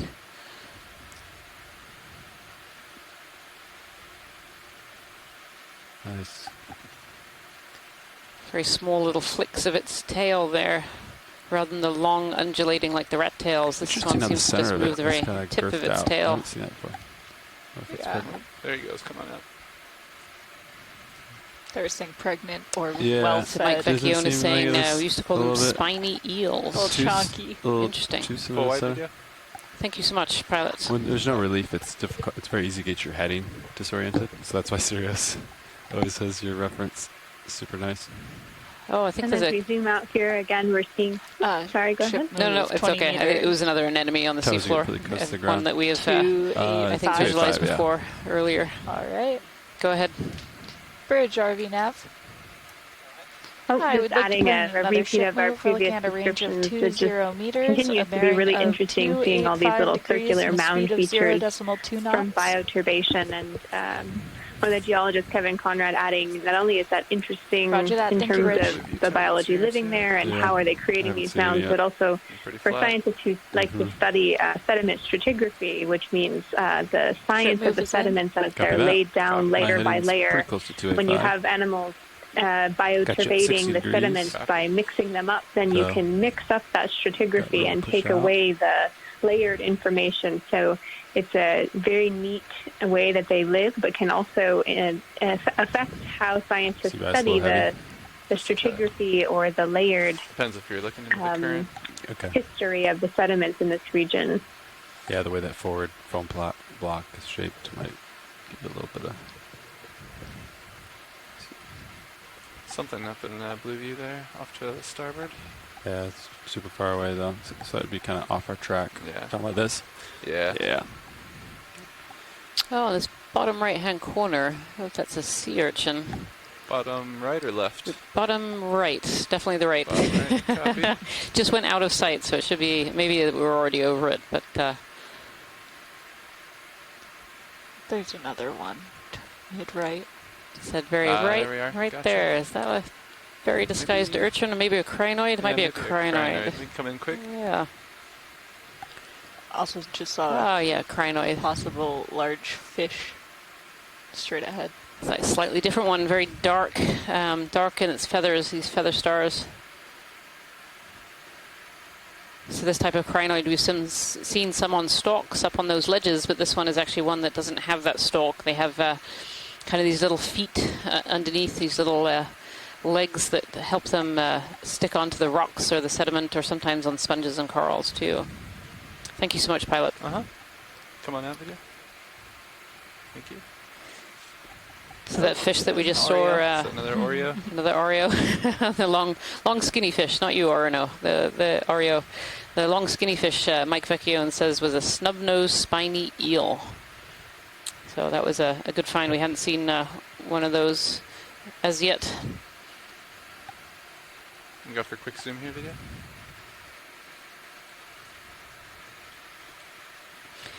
So it might seem like we see these Oreo fish, also known as false boarfish, fairly regularly. We've certainly seen quite a few. As a comment from Peter Oster on yesterday's dive, I believe, said that these Oreos can be very territorial. And so maybe that's why we're seeing them so often. They have this spine kind of on the top, very top of their back there that sticks up when they're being aggressive. And so these Oreo fish might well be seeking us out. Tell us they're that we're in their territory. Copy that. Pushing out.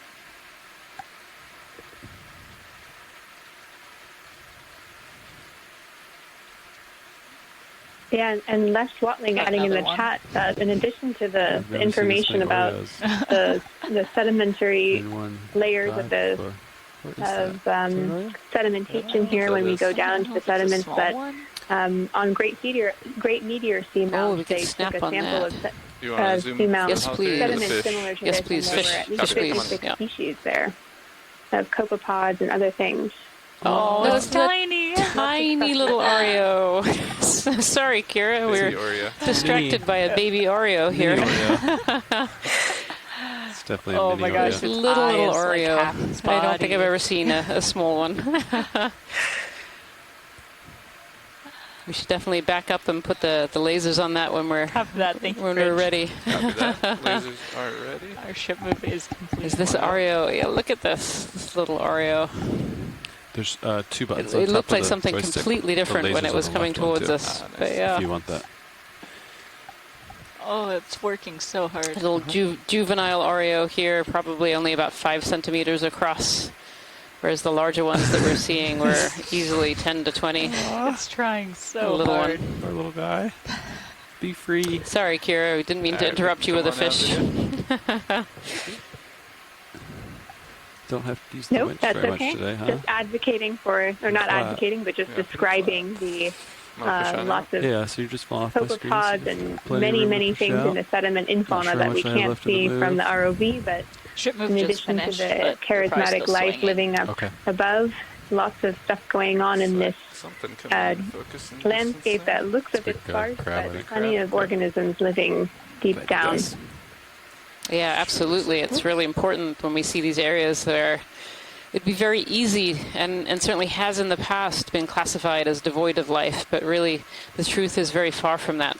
Even when we zoom in, we see a lot of different organisms, and then if you actually go into the sediments itself, there are a lot of animals that live in these areas, and these little humps and mounds are really just beautiful evidence of just how much is living inside the sediments in these areas. Yeah, this big crab hanging out here. You're sneaking up behind him. You're gonna scare him. Let's see if we can do a little pirouette on him. Kind of sneaking up behind this crab. I'm not sure how they're gonna feel about that. Gives an idea of size. Oh wow, it's big. That is quite large. Yep, that is a very large crab. Come in for a little zoom video.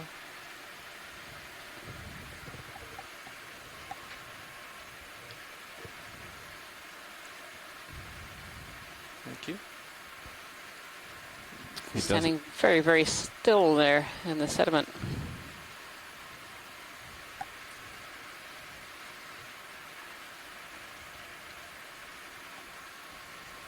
Might be taking notice. Battle pose.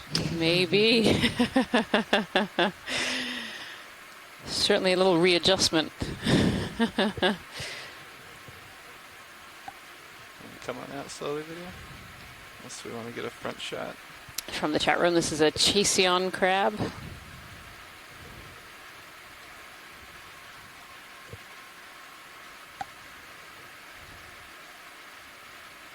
I don't think he likes our lights. Oh, he's coming at us. And Kevin Conrad is pointing out that the ROV D2 is essentially a giant crab itself with its two large manipulators, and so that's a good point. I think this crab is telling us exactly what it thinks about us.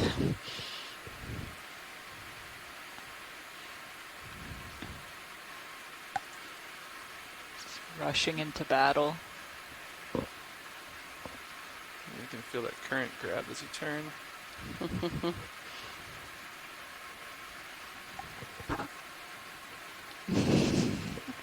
Alright.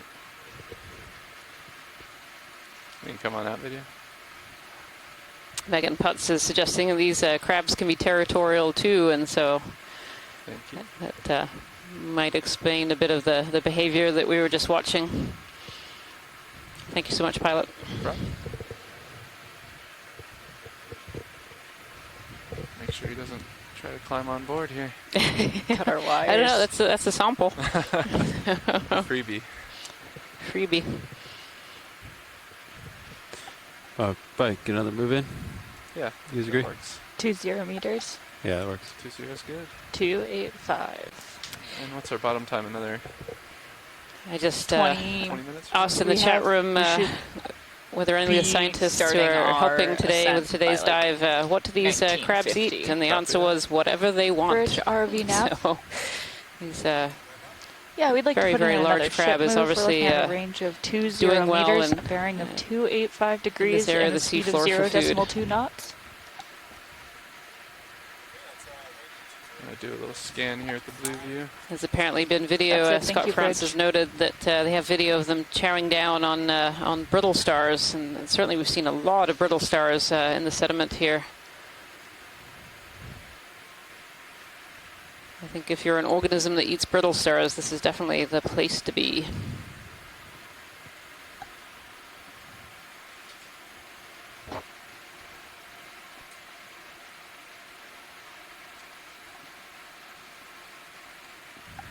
Couple bumps in this direction.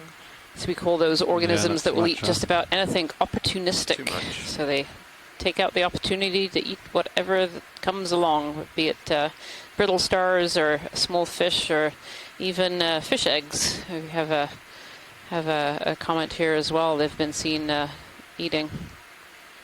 And I believe that was on another Okeanos expedition where that was observed. That tail camera looks so good, doesn't it? Yeah, It doesn't have that much light, but it looks really good. You know, look how dark it looks down there. You get a lot of really good shots of Sirius from the tail cam. Yeah, too. I love it.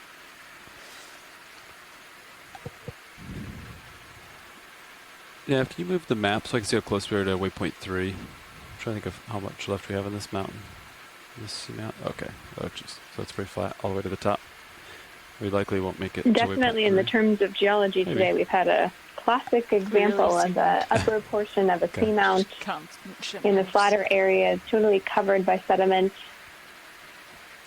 In this case, a carbonate cap. This seamount at one time would have been shallower when it was first formed.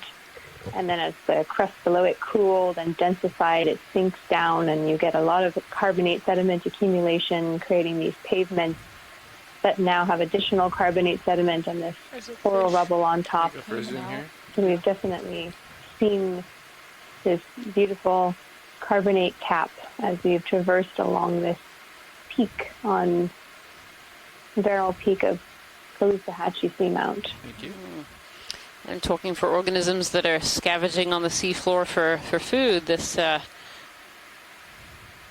fish here was head down into the sediments here when we crept up on it. So you wonder if that's this macrurid is looking for food in the sediments here as well.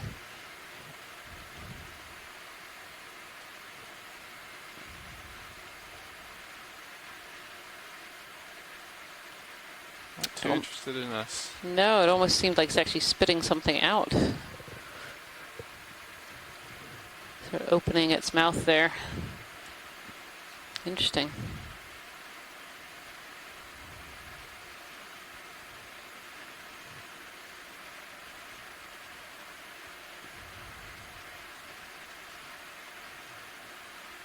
Thank you, pilots. Welcome. Video pilot's clear whenever video is. Thank you.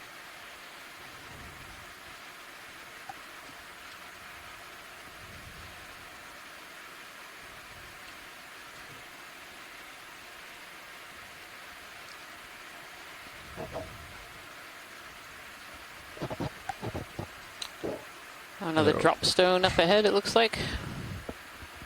Little Oreo hanging out, larger. Or is it? No, it moved. My drop stone moved. It was actually an Oreo fish. I think Kira and Jason have finally got to me. I'm seeing rocks where there are no rocks. Rotate up with you, not a lot of tether left. Copy that. Pause Yeah, I'm here. Go for a impressed. zoom while we're waiting. I was thinking, oh, where? Good eye. Ready video? We can zoom Yeah, a there's little. gray item in the distance, but no, it's another one of these Oreo fish. And you can actually see that that spine on top kind of being put up and down. That's apparently part of the territorial behavior, or potentially part of the territorial behavior. Thank you. That's a good view of its eye.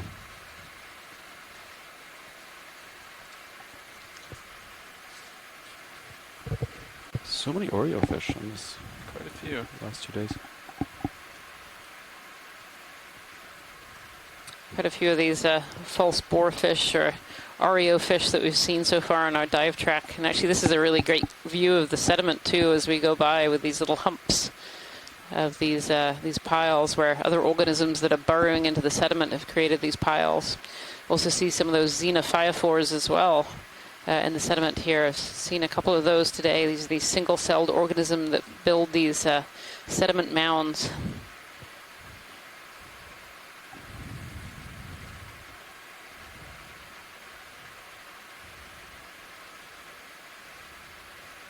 Thank you, pilots. That's great. It's interesting. Yesterday, Copy that. Thank you, sorry. Bridge. Yesterday, I was Ship going to move say, I is feel like I complete. saw more That's clear. brittle Thanks for that. stars Could probably and get things another one like in. that yesterday. When we were a ship bit move. deeper, we were about 500 meters 20 deeper meters, yesterday. 285. Is that okay with you, pilot? Interesting. Okay. Thanks. I haven't Bridge, seen what RV myofauna are hanging out in Hi, the we'd like to sediments put in here. another ship move. Yeah, maybe we looking at could do a range of quick snap 20 zoom on the meters and sediment magnitude here as we go by and 285 see if we degrees can and a see speed some of those brittle 0.2 stars. knots. Sure. Because you're right, Kira. Yesterday there were Snap zoom video. areas of these it. Thank Thank you. you, Want to Bridge. just look at the sediment? coral rubble where they were just absolutely lined with brittle stars. I'll keep pushing forward a little. Let's have a look at this Yeah, the what? sediments. What is making these pounds? Yeah, so definitely it's not as structural as yesterday either. You know, yesterday there were a lot of the bigger pieces of coral in amongst these sediment. This seems much more broken up and finer. Would you agree there, Kira? Yeah, absolutely. And I think the current regime at this shallower depth and at this little ridge and top of Barrel Peak, the currents can be so strong that it can not only sweep away some sediment, but also can break up those pieces over time. So you're right, we're not seeing the larger conglomerated pieces of coral rubble. This is much finer. Oh, in So that maybe patch something there. to do with depth. Coming out just a little. Did you want to see anything there? Just a little further down, you can actually see the worm heads coming out of one of these sediment piles. I don't know if we'll ever be able to find it again as we went by, but it might be the patch that's central there, that really big patch.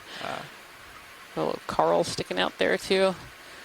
They're very well blended in to the background, but you can just about see there's little tubes that are sticking out.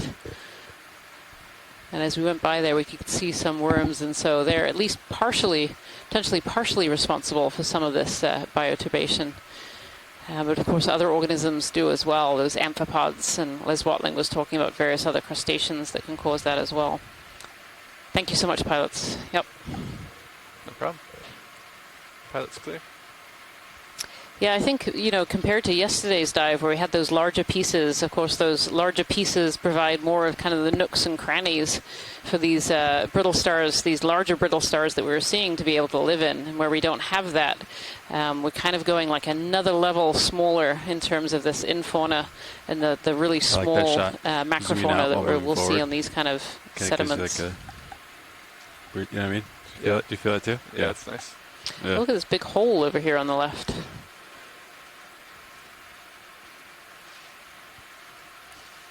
It's kind of a dug-out depression here in the sediment. It's a little crater here. Yeah. You can take a quick zoom on that.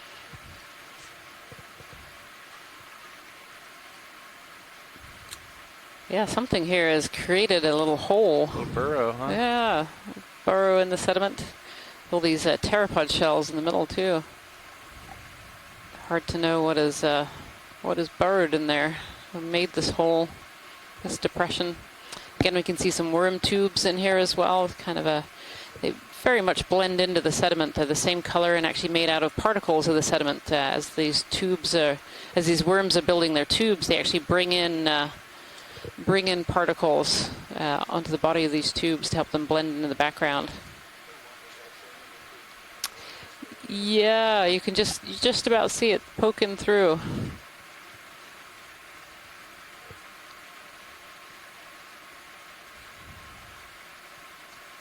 It's really fun to get these close-ups of these areas that you might otherwise think of as barren, and just get really close up and see all of these animals that are poking out of the sediment here, and then of course all the animals that are actually living in the sediment itself too, and barely come to the surface except to feed. Wonderful. Thank you so much, pilot. No problem. Pilot's clear. I didn't see anything that made that obvious burrow, so you wonder if maybe a larger organism had made that. What's that lying on the ground there? Is complete. Okay. So you wonder if a larger organism, a fish, or maybe even one of the crabs, has created that large depression, and then these other organisms have kind of come in and colonized. So interestingly, there might be another one of these depressions up ahead. There's this a rock.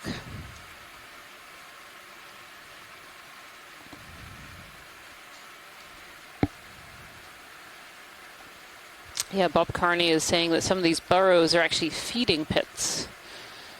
So non-cohesive and don't retrain the structure. That would allow you to figure out what kind of animal is living there. Just a little off to my starboard here. Copy that. I can Oh, rotate an down enemy to sitting on this little patch of hard bottom here. Catch you at 64. Copy that.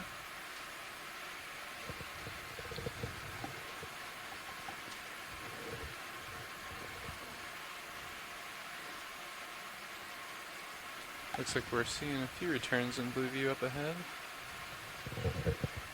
Yeah, so the pilots are mentioning that they're seeing some hard returns from the sonar. If you go to your live stream number 3 and you look in the bottom right-hand corner, there's this little screen that says blue view, and this is a forward-looking sonar that helps the pilots to be able to get an idea of what's to come, and where you can even see in the real detail in that blue view. You can kind of see the rocks and the lumps and the bumps that are coming up ahead if you look in it right now. And maybe there's some more of these ledges or rocks or drop stones as we move along this sediment arm here. These large barrel sponges, we've seen a few of those today. Oops.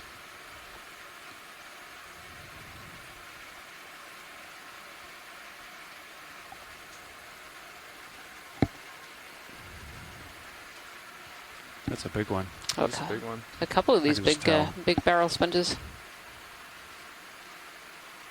Does the top look a little different than the other ones? Fish up in the water column there on the left.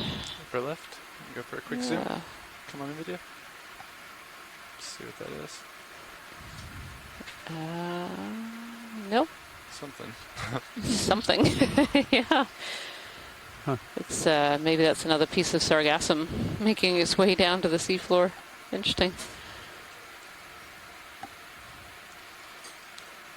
Oh no, it looks the same. Yeah, we've seen a few of these big barrel sponges this on this dive.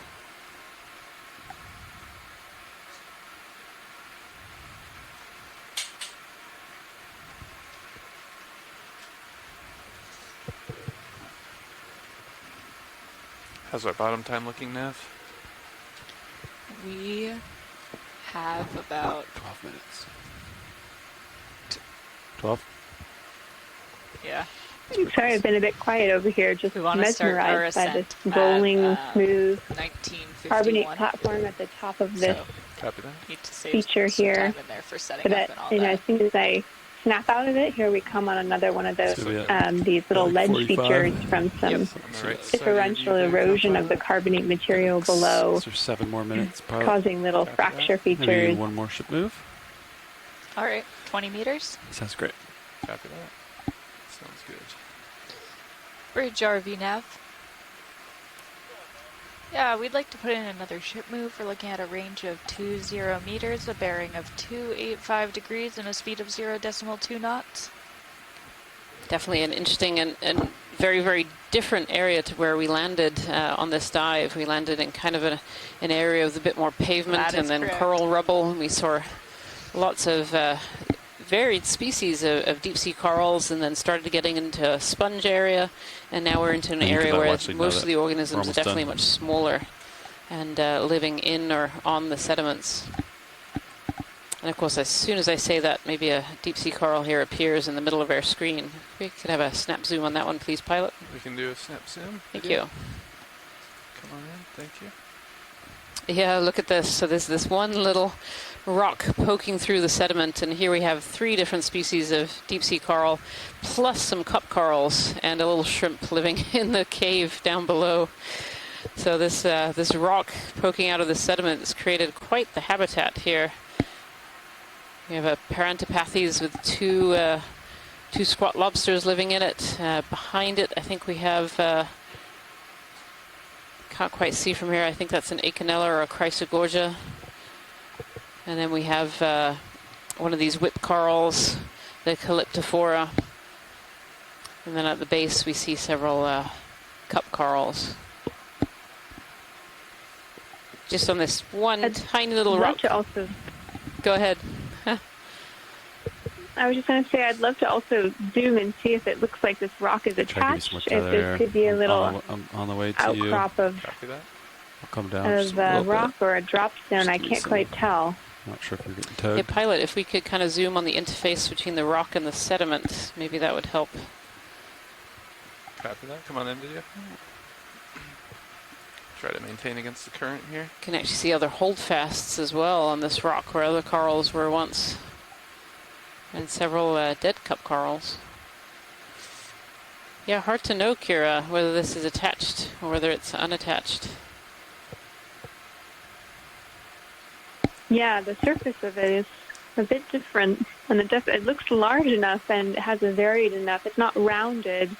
Usually we can see when drop stones are here, it's a boulder, more like a rounded morphology, but this looks like it's almost spreading out into the sediments below.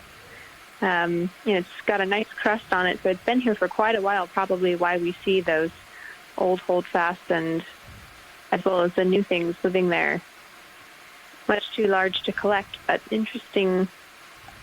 Who knows what kind of outcrop it is, if it could possibly be igneous or likely just more carbonate. Thanks for the zoom. Yeah, thank you, pilots. That's great. No problem.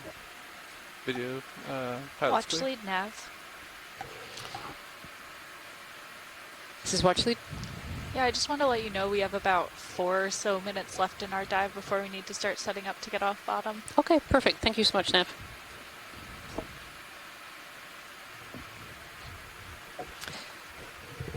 So as we come to the last 4 or 5 minutes or so of our dive here, nice to see that little that rock forming such a little dense habitat, that prime real estate, as Scott France put it in the chat room, for those organisms to have the larvae to have settled and landed and grow. It's really interesting to see these little rocks as these almost little oases in this desert. Of course, this desert has a lot of organisms living in the sediments, and then you get these rocks where you get a lot of the organisms that live up out of the sediments. Could we have a zoom on that? There's another crab here in the middle. Sure.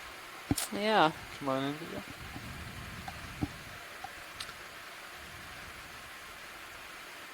Red crab here, also similar pose, kind of sitting there with its claws raised. Ship move is complete. Copy that. This crab seems less inclined to attack you.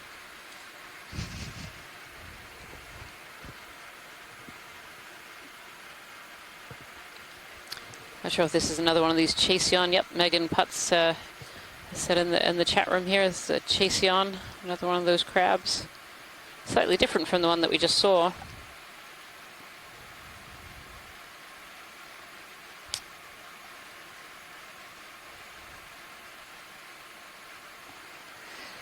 Bob Carney is suggesting that this one has a very, very clean carapace, and that's the outer shell of these crabs, suggesting that potentially it's just molted relatively recently. So these crabs are crustaceans that have this hard outer shell, and so they molt periodically, and so they'll get rid of that shell, have a very soft outer body until a new shell grows in. Copy that. Come on out, video. Permission to take your mini Zeus. And they do this as a form of growth. So in between these molts, they'll puff up their body as much as they can, so they get as big as they can before their new shell grows in. Probably so. Maybe. Jelly, sure. maybe. A jelly or another little ctenophore, maybe.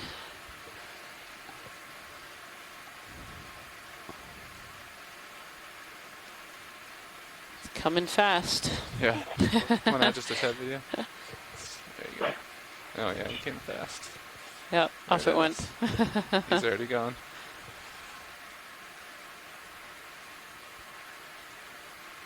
Lowers are stowed, centering up mini Zeus, and I'll go for the uppers. Copy that. Another crab in the distance there as well.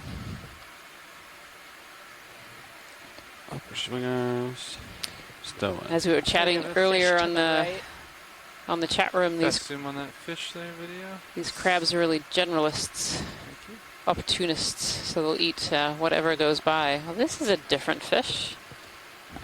I don't know if Mike Vecchione is still there.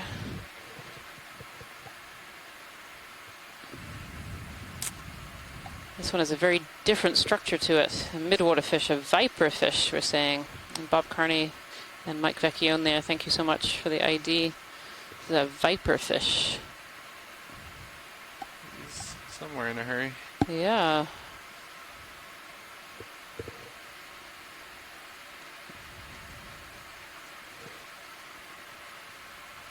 Go for another quick zoom here before we have to lift off. They've described this as a midwater fish.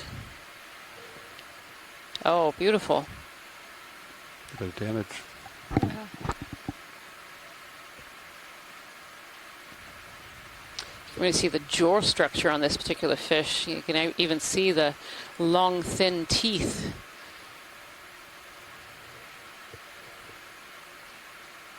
And then potentially a little parasite on the side of it. Yeah. Oh, yeah. See the long threads coming out of the gills. So the gills are up by the head. And there's a parasite with very long tendrils sticking out.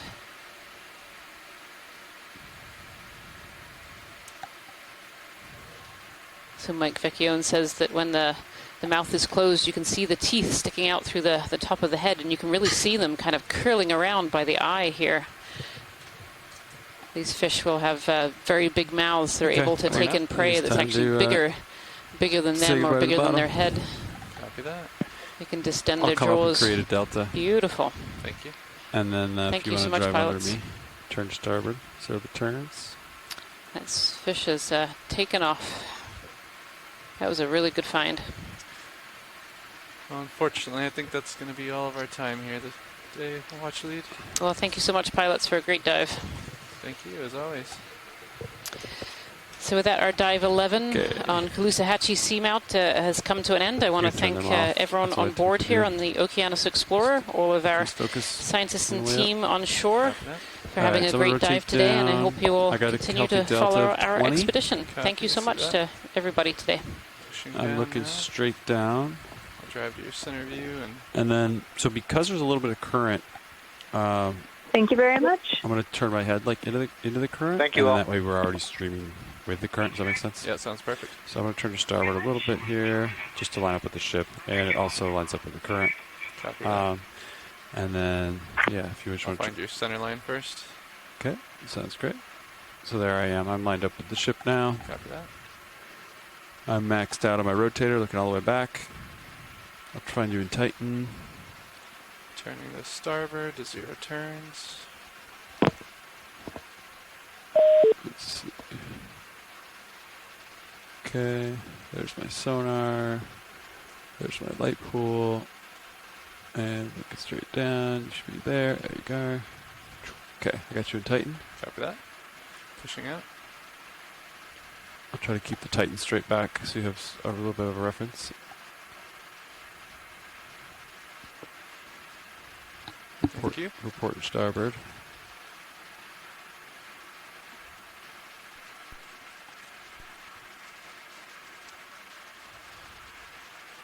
That tail cam, look at that. I know, it looks like a street lamp. The Sirius light pool. That's so cool looking. Can't get over it. Sorry. Okay. Levi, do you like the tail cam on D2? Yeah, it's new this year, and Beautiful HD. Okay, so I can see the tether kind of getting tight nicely. So now you can start coming up with me, and then I'll get you in my tail cam. See bias coming off. I'll turn your aux light on so I can spot that. Coming up. A little forward way.